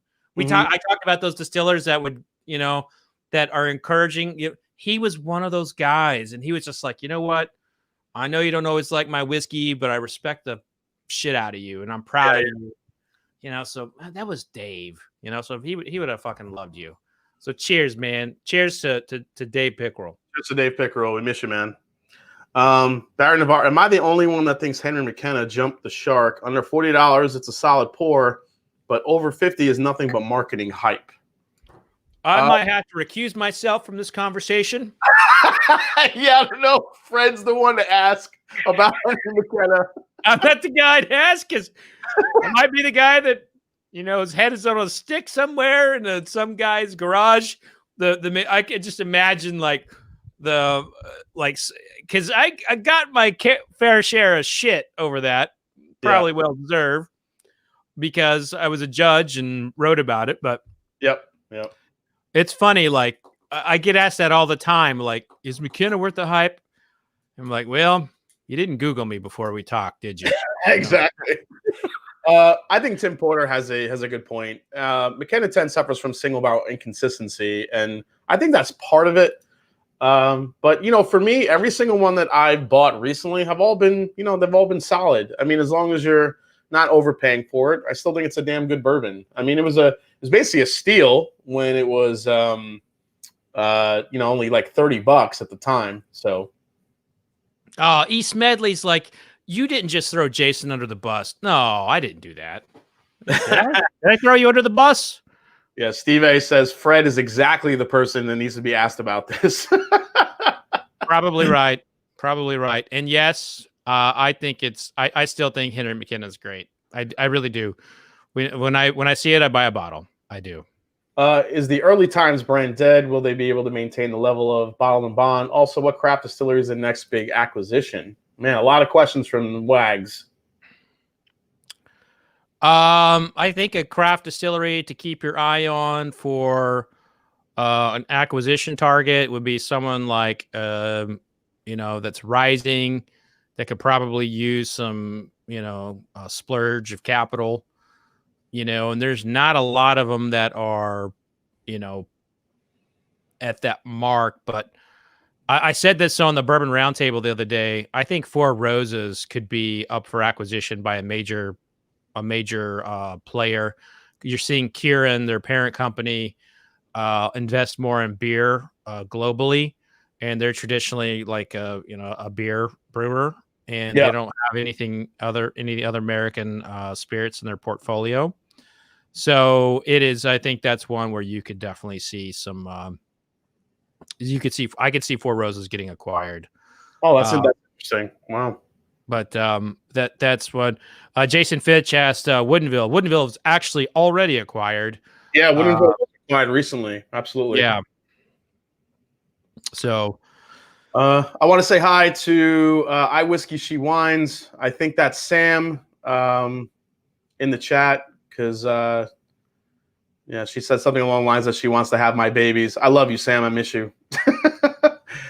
Wait, you have people tell you that they want to have your babies? Just Sam from My Whiskey She Wines. She's the only one. Can love her to death. Sean, I think you'd be a great dad, by the way. Thanks. Let's see. You guys are awesome. How about doing a review of the best 100 proof plus bourbons and a separate view for the best sub 100 proofs from another bourbon noob? Thanks to Jason, I'm sitting on some Russell's 10-year and loving it. Yeah, sipping. I'm a huge fan of Russell's 10. Easily one of the most. Actually, that could have been one of my overlooked bourbons last night. I mean, it's a 10-year bourbon. I don't think a lot of people go to. You did bring it up. Did I bring up the Russell? I brought up the Russell single barrel, but not the 10-year. No, I thought you brought up the 10-year. I thought you pulled out the 10-year bottle when I was talking rare breed. But hey, listen. No, I had the 10-year over there. I didn't bring out the 10-year. Okay. I was bringing up the single barrel, but yeah, I mean, I would put it up there. Mash and Drum brought me to Fred Minnick. Thank you. I look forward to reading your books, Fred. Please make this a regular YouTube cast. We're planning on it, Jay. I appreciate it. Yeah, absolutely. And I've got a few more left. How are you sitting? Yeah, me too. I have a few more I could get into here. I think I'm going to go to, let's see. I'm going to go to this one, which I think is both a little overhyped and a little overpriced, and that's the Elijah Craig 18. Yeah. Oh my God. Listen, back in the day, that was a go-to, man. And that's the thing. So I got to try some older versions of this, which were absolutely phenomenal. But today's releases, I pulled the trigger on this last year on summertime. Mm-hmm. I'm like, I've never bought a newer Elijah Craig 18. I hope it's as good as it was. And this thing just was an oaky, flat mess. After the first two sips, it got real inconsistent. The sweetness went away, and it was just kind of like that wet, oaky, Heaven Hill profile that you get in some of their, non-favorable releases, I should say. Yeah, the mildew one. Yeah, mildew. Yeah, mildew's a perfect word for it. So I realize these are single barrels, and they're not all the same. I still think that Elijah Craig 18 is a great value because it's an 18-year-old bourbon at about 120, 130 bucks, which you don't find a lot of bourbons on the shelf that age for sub 150. So I applaud them for keeping it, a bourbon of this age, low price, but the quality of the juice inside just isn't there for me at all. I used to pay 35 bucks for that. Oh my God, dude. $35 for Elijah Craig 18. And what'd you say? You paid 22 for Weller 12? Yeah. You must have an amazing bunker. No, we drank it all, right? And I give out so many gifts to my friends and Cigar Club. I used to go to Cigar Club with the entire Buffalo Trace Antique collection and like all the samples, and we'd like go there and we would smoke cigars and drink. Yeah. I miss it. I miss that. I also miss just being able to like, going into like the Facebook groups and there's a lot about bourbon that I really, really miss. I miss going to like some of the group stuff. I can't really do much of that anymore, but man, back, for me, like between like 2008 and like 2013, really when, before bourbon got too bourbony like we know it today. I mean, that was just great times. Yeah. Jason Fitch, my grandmother said it smells like nail polish remover. Hey, this is a great post. The Bourbon Lens, great guys, great podcast. If you've never listened to them, remember walking to school both ways of the rated snow back in my day. My God. Yeah. It's so true though. But here's the thing. You go into some of the straightbourbon.com forums and you'll see it. It's great. But look, I mean, that's where a lot of this curmudgeon-y stuff comes from in bourbon is you have like some of the old school people like Brr! And then that transfers over into some other people. It's just part of it. It's part of the culture. It's part of the whiskey geekdom, and it's okay. Yeah, absolutely. It's okay. Yeah, but I mean, it's one of those things. But I definitely get what you're saying. I wish I knew enough about bourbon back in the day to buy up the bottles that you can't acquire today. So listen up, man. I don't want to hear any more. I wish, coulda, woulda.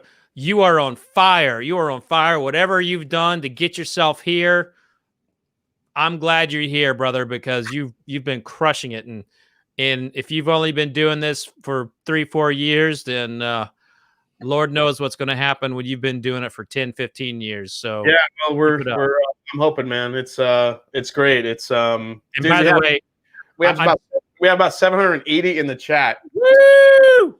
Big record today. Thank you so much, everybody, for watching. This is incredible. I am setting you up, by the way. I'm buttering you up to bring you in on some of the like my beliefs in labeling. And here we're gonna start right here with Duke. And the Duke. The Duke. I think they should call it Dookie. But okay, maybe that was too far. Was that all right? So take a look at that. You see Kentucky straight bourbon on there, and then under that you see distilled and blended. So the question is this a blend of straights, or are they using the term blended as in like they would do mingled? And the fact is, you don't put blended on a bottle unless it's a blend of straights. And this flavor profile has not done it for me. I'm not a fan of it, and it's been one that has always been overhyped for me because I see this is one of those things, and I never speak ill of colleagues, so you'll never hear me talk badly about a writer or a YouTuber or anything like that.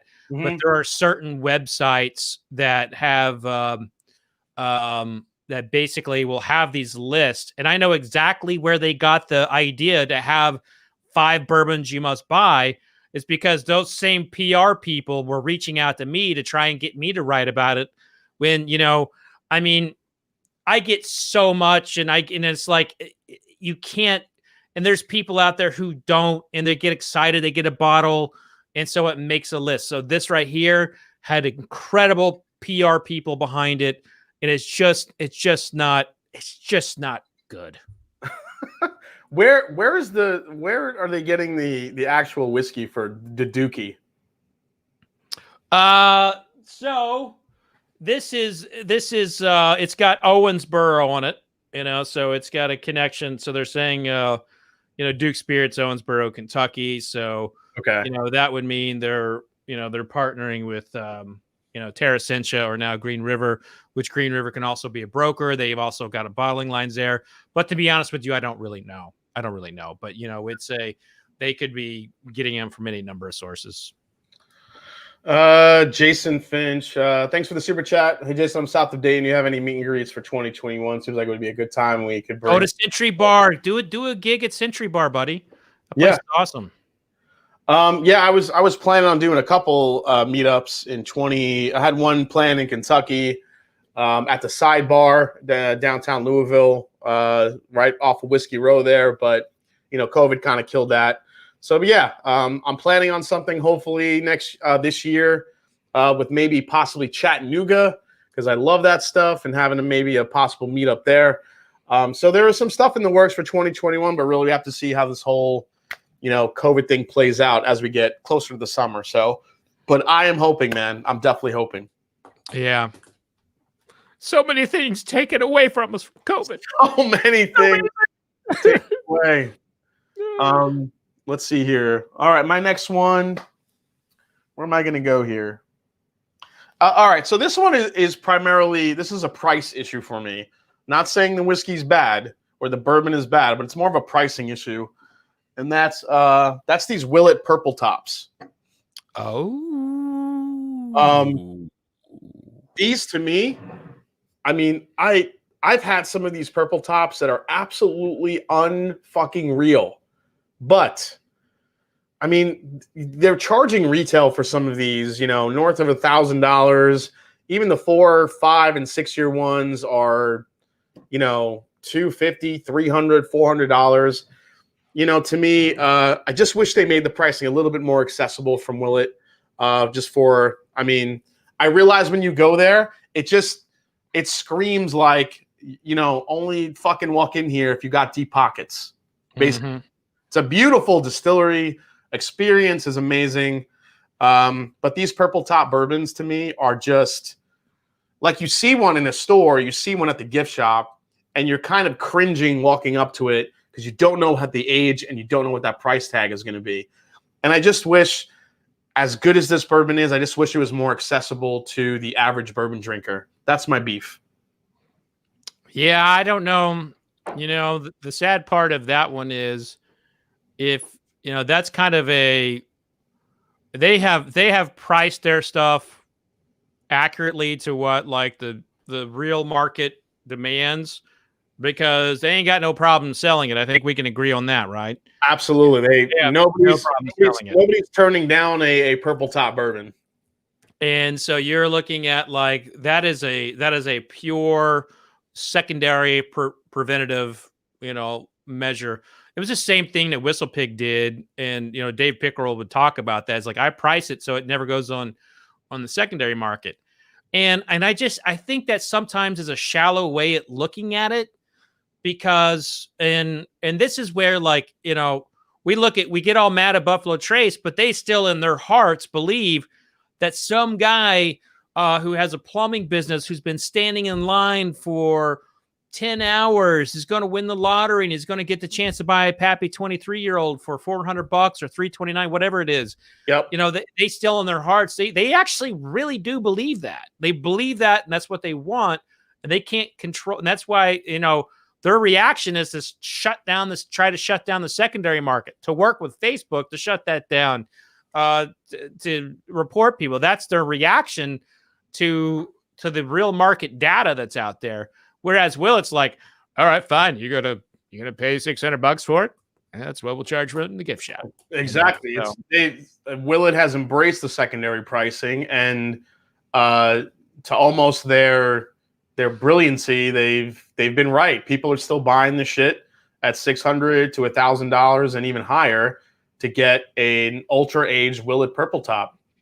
And it's look, it's a fascinating debate. It's a fascinating debate, and I know that the Willett Purple Top draws a salivation from people. So, and also to your point, like you mentioned last night, Willett Purple Tops I've seen raise more money for certain charities than any other bottle ever. Besides the Blantons and the Pappies of the world, Willett Purple Tops I would put right up there.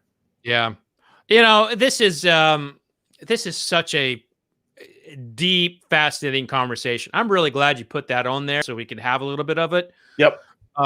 Because I don't think you can talk about like anything that's overrated or overpriced with really talking about some of that culture that leads into the secondary market. And that's really what we're talking about here. We're talking about like a culture, a psychology that, is you see distillers react with it in different ways. And it's like, yeah, I don't know.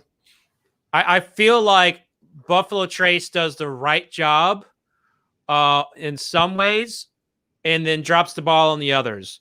I think Beam does probably the best on overall pricing, but just horrible on, packaging and, particular types of distribution. I mean, like Beam puts a lot of focus in the travel stores. What are they called? Duty-free stores. They put a lot of focus on duty-free stores. So they have special stuff for duty-free stores. And a lot of people blame the distilleries for the pricing issues. It's really not their fault. I mean, it's us. It's the buyers. It's us that's buying this stuff and buying it on secondary.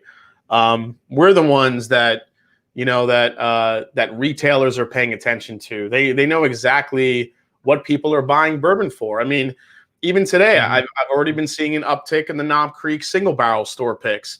Those ones that are 13, 14, 15 years old that, we always say, oh my God, that's, you could get that for $45, $50 a bottle. And it's one of the best values. It still is, but you're even starting to see an uptick in that from retailers. They could sell it at $50, but now they're upping the price to $85, $90, sometimes $100. This is what we're seeing. We're seeing the price increases.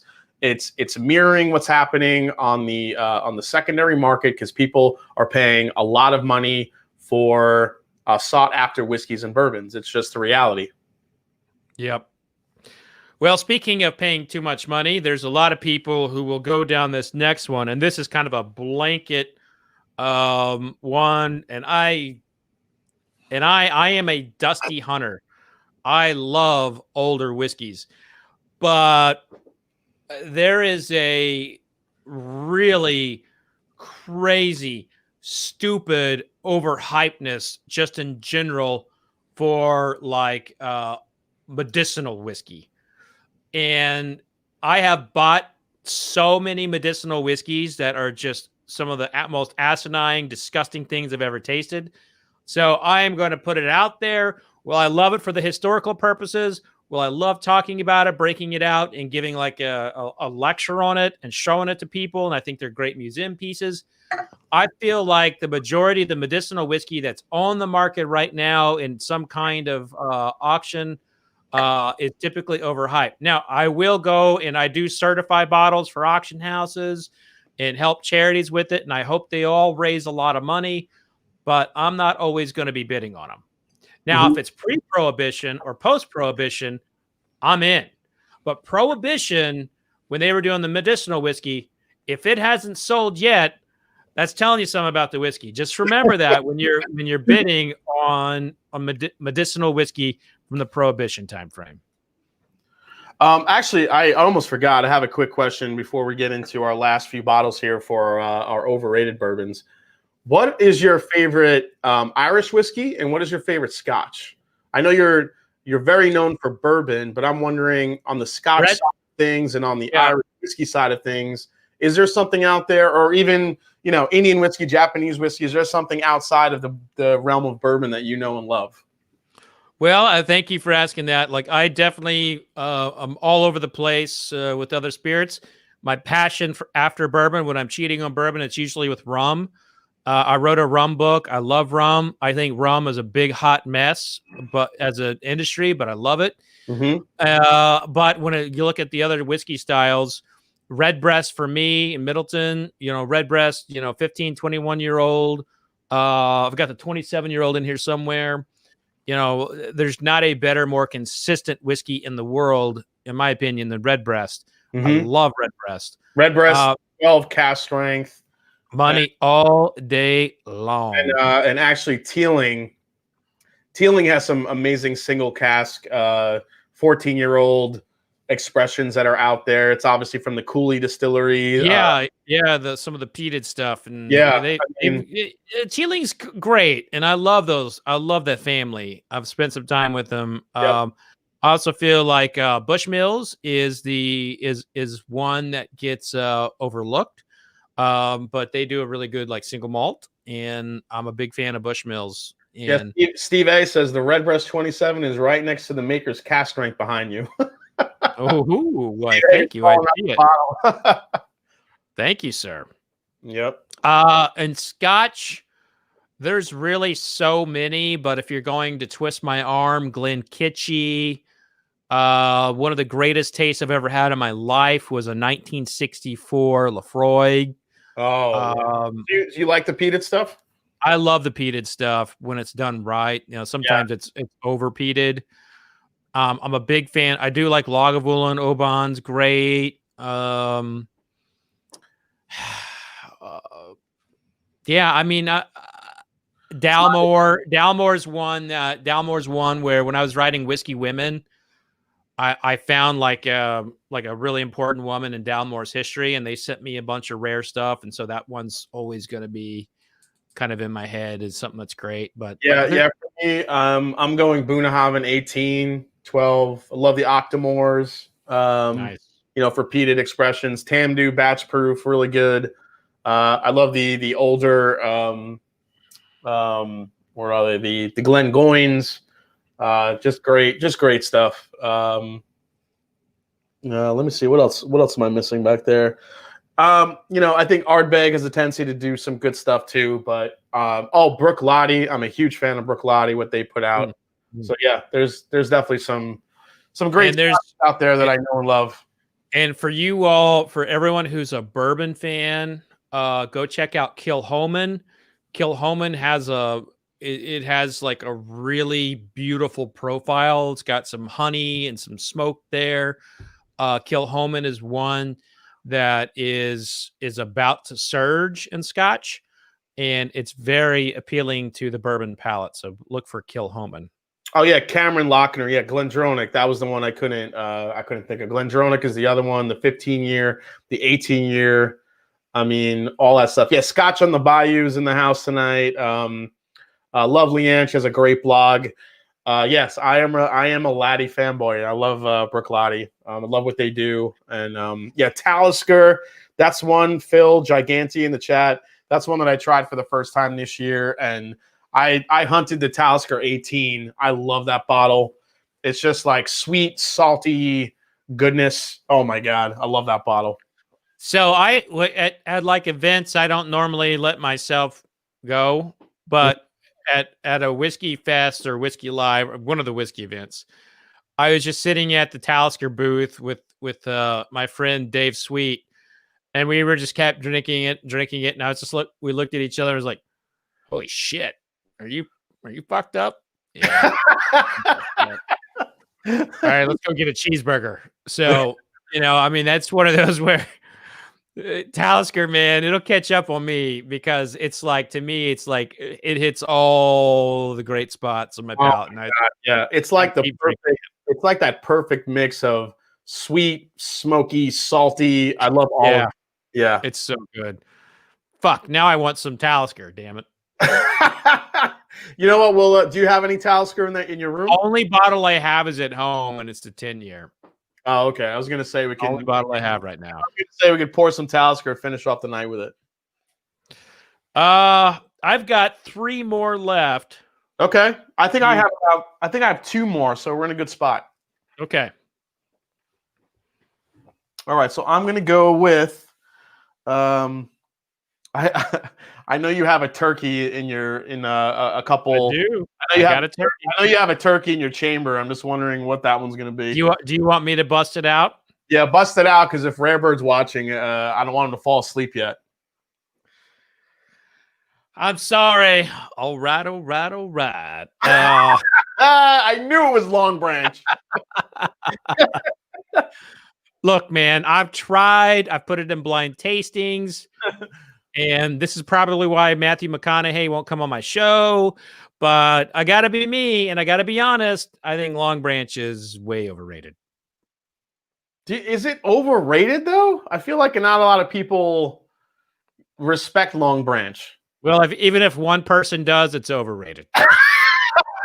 Okay, fair argument. I'm sorry. But yeah, so but seriously. Oh, you got to pass. You got to pass from Rarebird. There you go. Meh. I'll forgive you. It's really not all that. Okay. Steve A saying, well, that's putting it bluntly. Steve, I tend to be blunt sometimes. But I'm always honest. Always honest. You know? Oh my God, that was fantastic. You guys need to do this again. Wrong branch. Okay, that's right. It's rivaling the train comment. Yeah, that's rivaling the train comment. Wrong branch.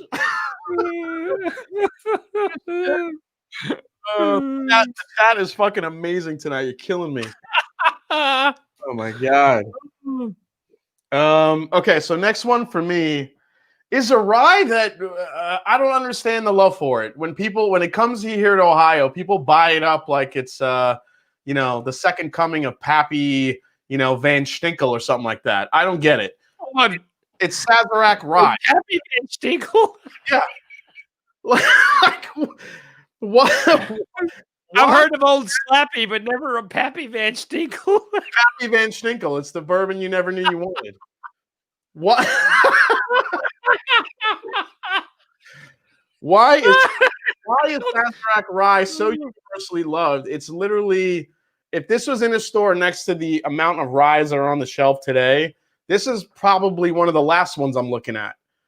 It's a great mixer if you want to make the Sazerac. Maybe that's what it's made for, but I do not think this is worth the hype and the want that people go for this stuff. Just not. I could not agree with you more. Yeah, but it's not on my list. But I totally agree with you, and I will tell you too.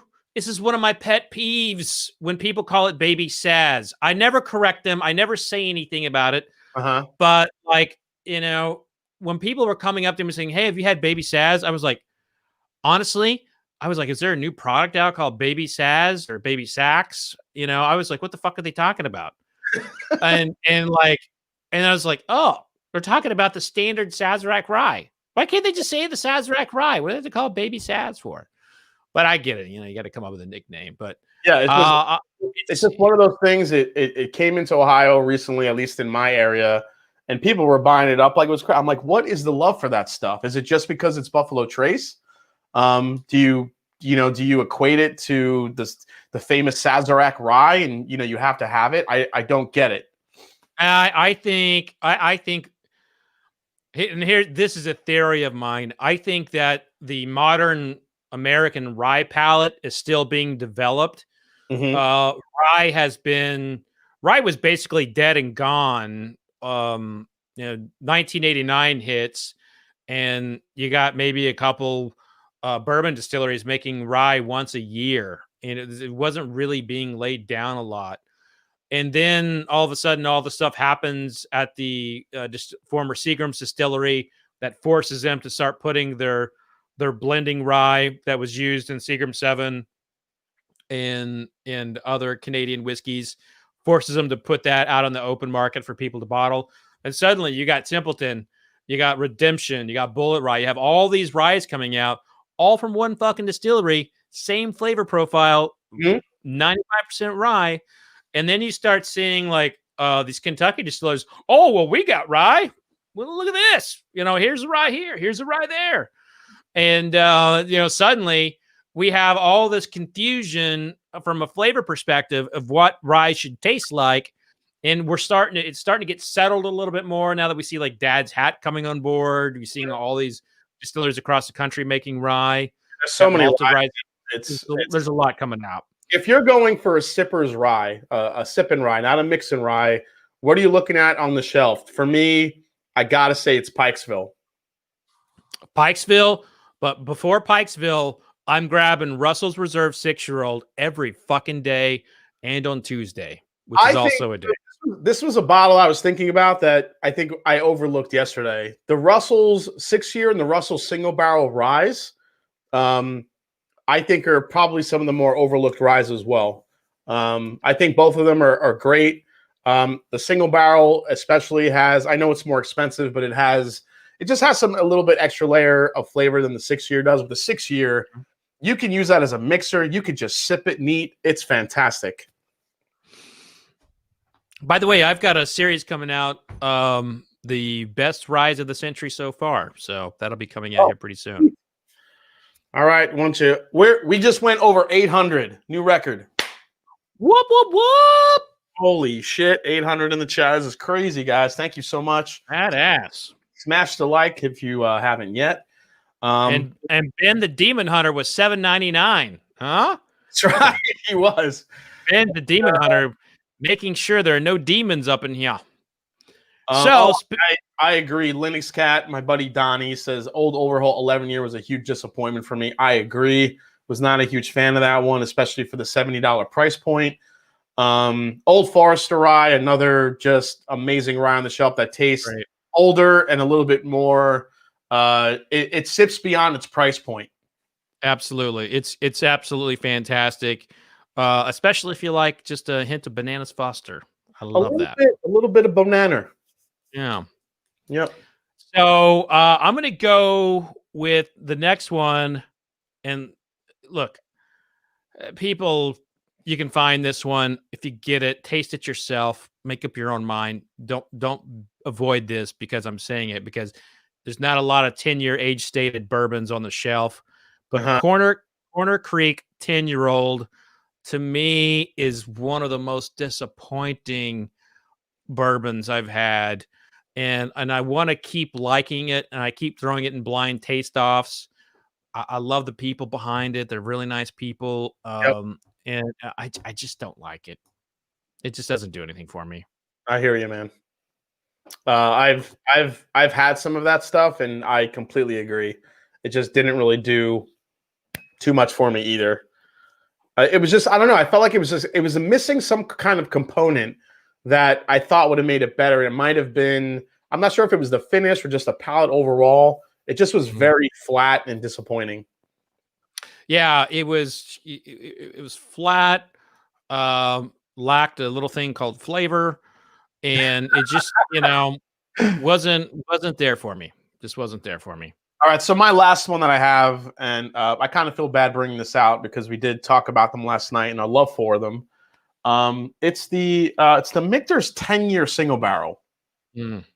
It's not so much that it's a bad bourbon. Again, I think for me this is a pricing issue. And retail for this is $120 for a 10-year single barrel bourbon. I've had some of these that are very good, pretty complex for a 10-year, very sweet. But again, being single barrels, I think 120 is asking a lot. Versus, I mean, what we just talked about, McKenna 10, which you could still get for, you could still get for that for about $50, at retail. The Russell's 10-year is $35-40. There's a lot of great 10 years. Even I keep bringing up Elijah Craig Barrel Proof, which is a 12-year unchill filter for $60-65, half the price of this one. As much as I love Michter's and I love the presentation of this, now the 10-year rye to me is another story. The 10-year rye to me is phenomenal. But this, to me, has never lived up to that hype and that price point that that you see this at. And you also very rarely see it at 120. It's usually priced to 160 to 200. So that's my last one. Yeah. You know, I think like a couple years ago, I probably would have agreed with you on this one. Yep. But I've been throwing that bottle into live streams lately and blind tastings. You know, and it outtasted in the last one. It outtasted the Van Winkle 10-year-old, Lot B 12-year-old. Don't get me started on Lot B. That's another one. That's another one that I could actually throw up here for one of my overhyped. And there it is. Yeah. So there it is. That's his final overhyped of the night. That's my final overpriced, overhyped one. I was lucky enough to get, somebody gave me like the rest half of the bottle that they had because they weren't a fan of it. I'm like, there's no way that could be that bad. So what I did is, just like you said, I started putting that Van Winkle 12 in blind tastings. I think it finished last every time except for once. Wow. Yeah. So I put in the chat, I asked the question, have the Russians hacked us? Because you were coming in all garbly and it was not, I was feeling like I was losing you, Jason. Oh, I'm sorry. Yeah, I didn't get that on my end, but maybe. Yeah, I think it was just mine. So as we know, the Russian vodka makers have hacked me several times, and so they may have jumped in and got me. But they're coming after you, man. But I assure you, vodka producers, I have said nothing ill to you tonight. This has been all about bourbon. That's right. That's right. So I've been very positive about vodka by not talking about it. So my last one for the night is one that people will, piss their pants to get. They love to stand in line for it. They camp out for it. It's a part of the Buffalo Trace Antique Collection. Oh. But to me, it is the worst of the Buffalo Trace Antique Collection. Year in, year out. It's been on my panels at the San Francisco World Spirits Competition where I did not medal it in blind tastings. It's finished last many times. And at one point, when I was at a particular magazine, I scored it, I believe, below a 70. And that is the Eagle Rare Buffalo Trace Antique Collection, the 17-year-old. It has never lived up to the hype for me. It has never warranted any type of it's not better than Wild Turkey 101. All right, so let's do this. I'm gonna give you since we kicked it off with an 80s movie, I'm gonna give you the 80s slow clap.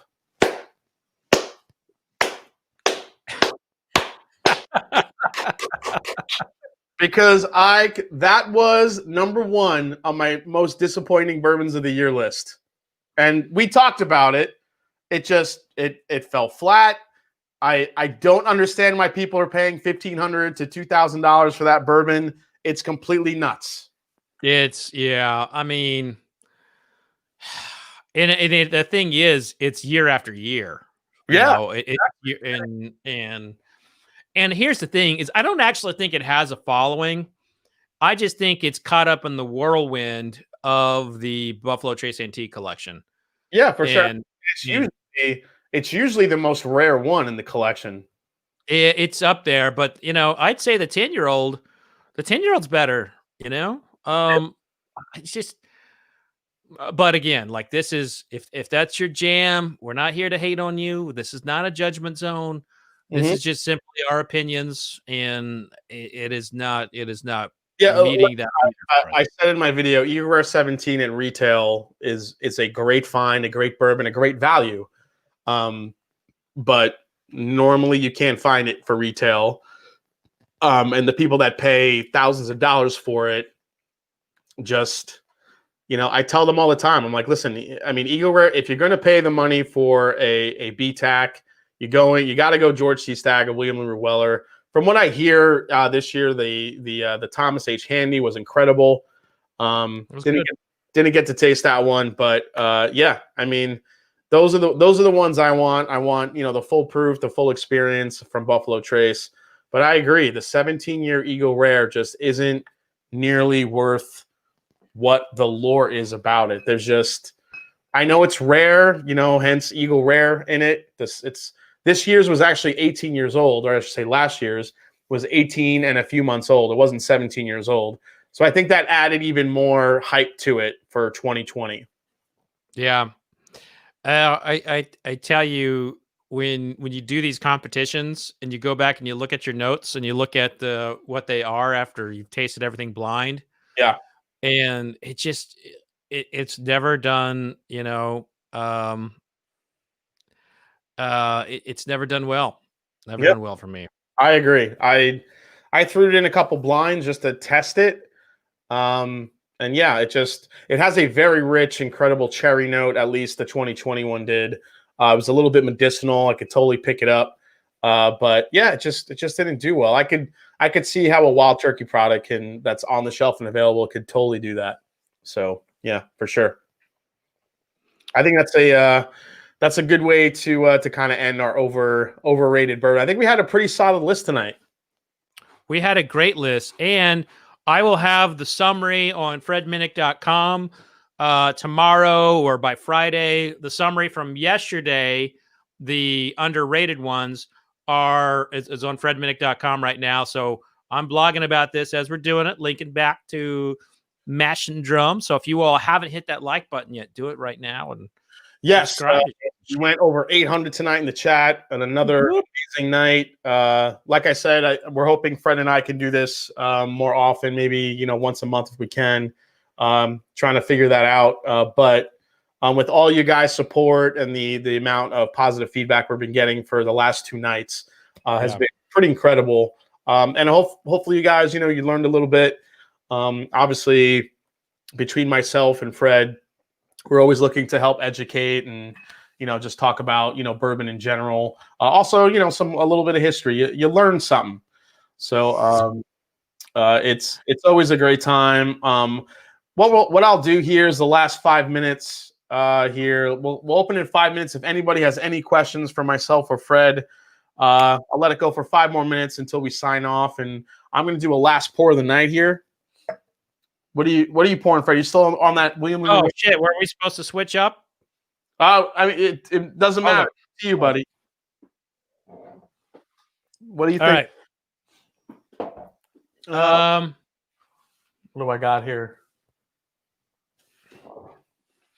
Do you happen to have any Parker's Heritage? We've toasted a lot. I'm all about remembering the greats.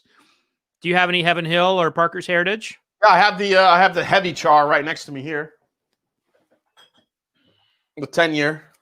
So let's toast somebody that I am really passionate about is Parker Beam. Parker Beam was the master distiller for Heaven Hill. He passed away a couple years ago from ALS. Yep. I spent a lot of time with Parker. Parker was one of the people who influenced me dearly. I spent some time with him while he was battling ALS and wrote about that. And to me, he was always kind of like bourbon, so that was a detail when I reviewed this that I didn't know, that proceeds for each bottle of Parker Heritage that's sold goes to the ALS Foundation. So that's right. Not sure if a lot of you guys know that, but yeah, Parker's Heritage, every little bit that's bought, some of the proceeds go towards the ALS Foundation for research. So cheers to that. That's exactly right. So cheers, my friend. Cheers. Another great live. Another great night, man. This is awesome. Here's a good question.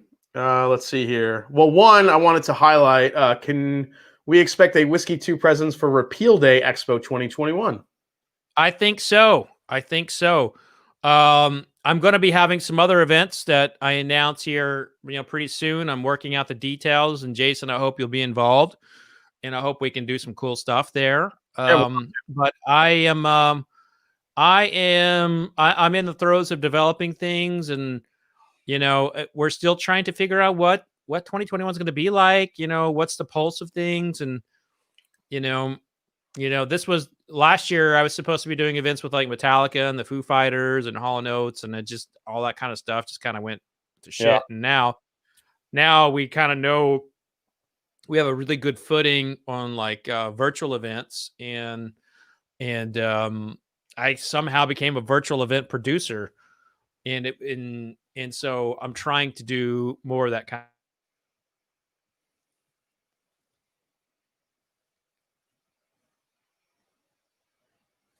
Oh, Fred, you're frozen. I don't know if I could hear you. Oh, Fred is frozen.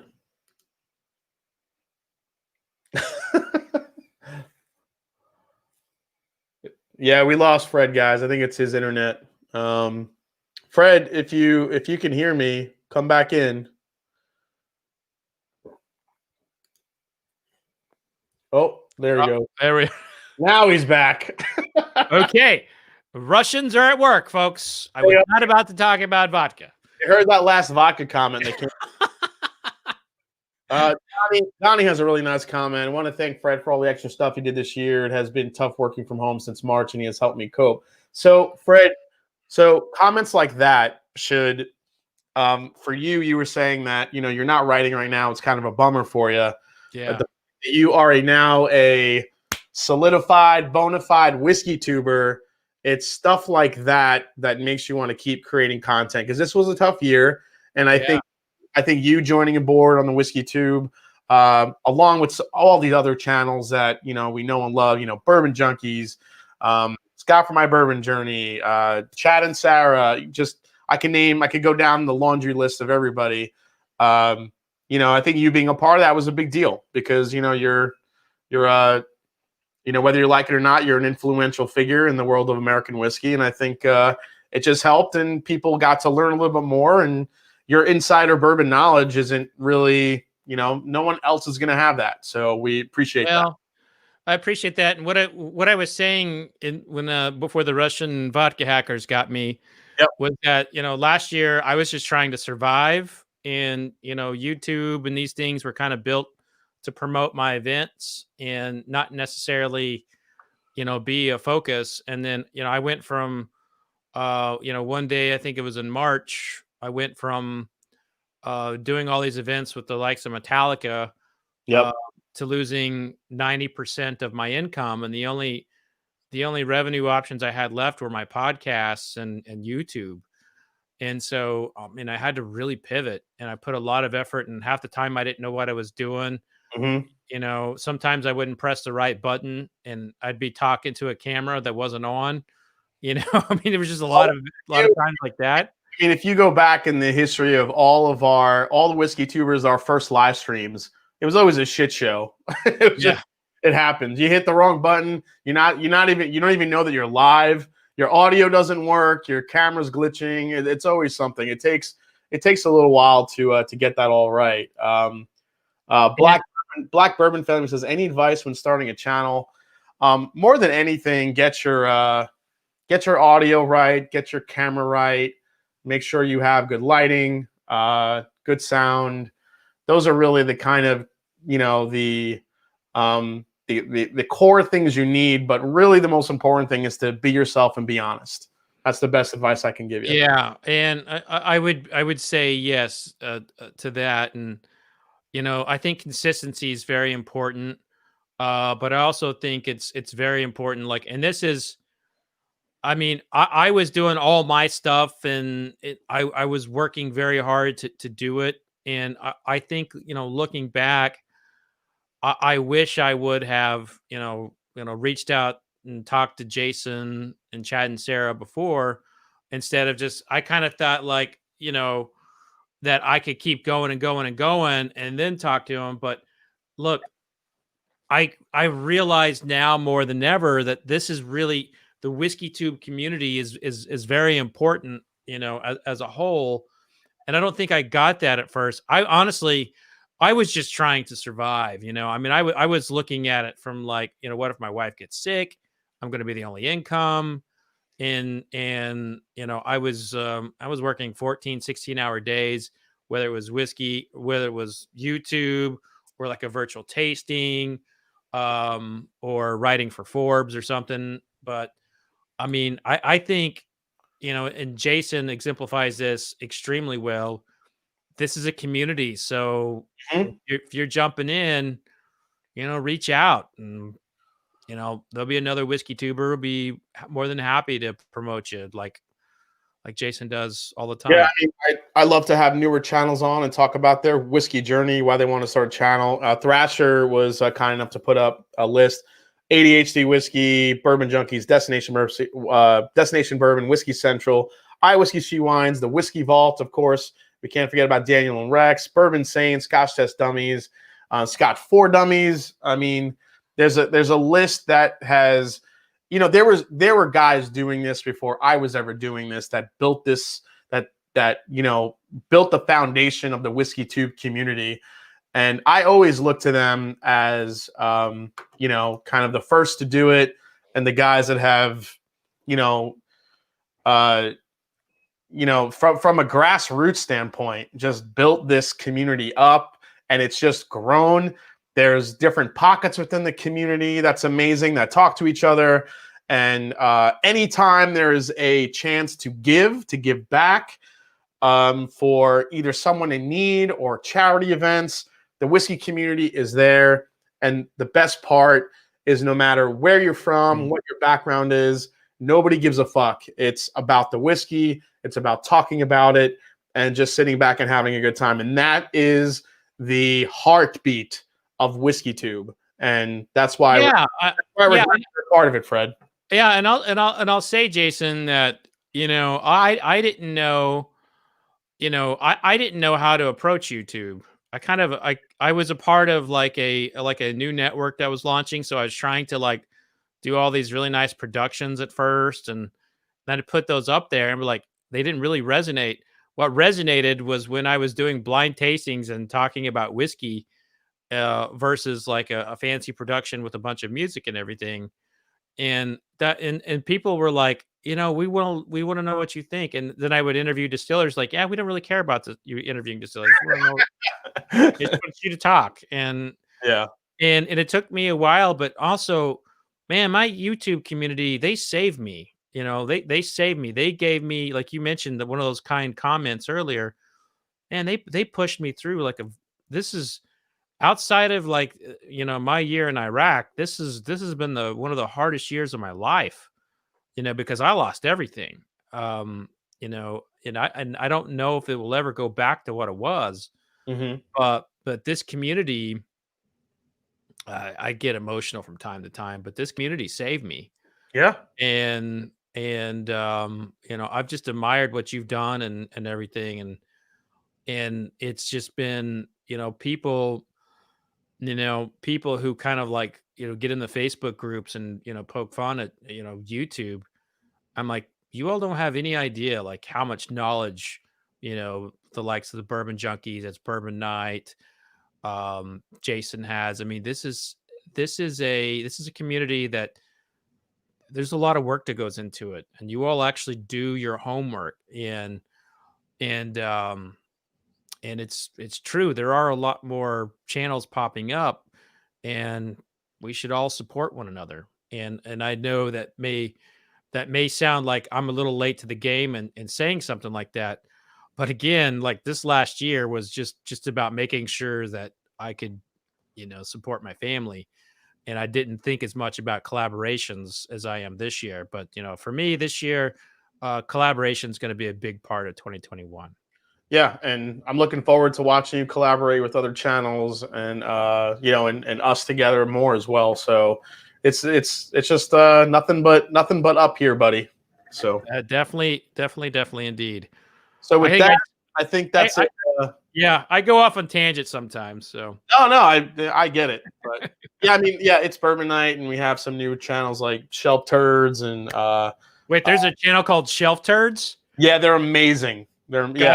God bless them for using one of my favorite terms. It's a couple, David and Kier. They're amazing. You have to watch some of their reviews. They're definitely great.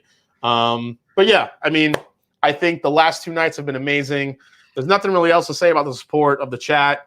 And like I said, Fred and I are going to be working on doing a little bit, maybe collaboration every month if we can, make that happen. And maybe you'll, see us with Bourbon Pursuit, a couple of other just great collaborations. And as Fred mentioned, you might see him do collaborations with some other channels. So stay tuned for that. I definitely want to thank again, Fred, for coming on tonight and for yesterday. We had such a good back and forth, like really fun time, had honest conversation, some good informative conversation, and your openness and honesty was well received. I appreciate it. Cheers, my friend. Thanks for having me on. Absolutely, guys. So cheers to you. I will see you next week right here on the Mash and Drum at 9 p.m. at Wednesday for Whiskey Wednesday night. Thanks for hanging out tonight. And as I always say, it's not about the whiskey. It's the people you share it with. So cheers, and I'll see you next time on the Mash and Drum. Cheers, Fred.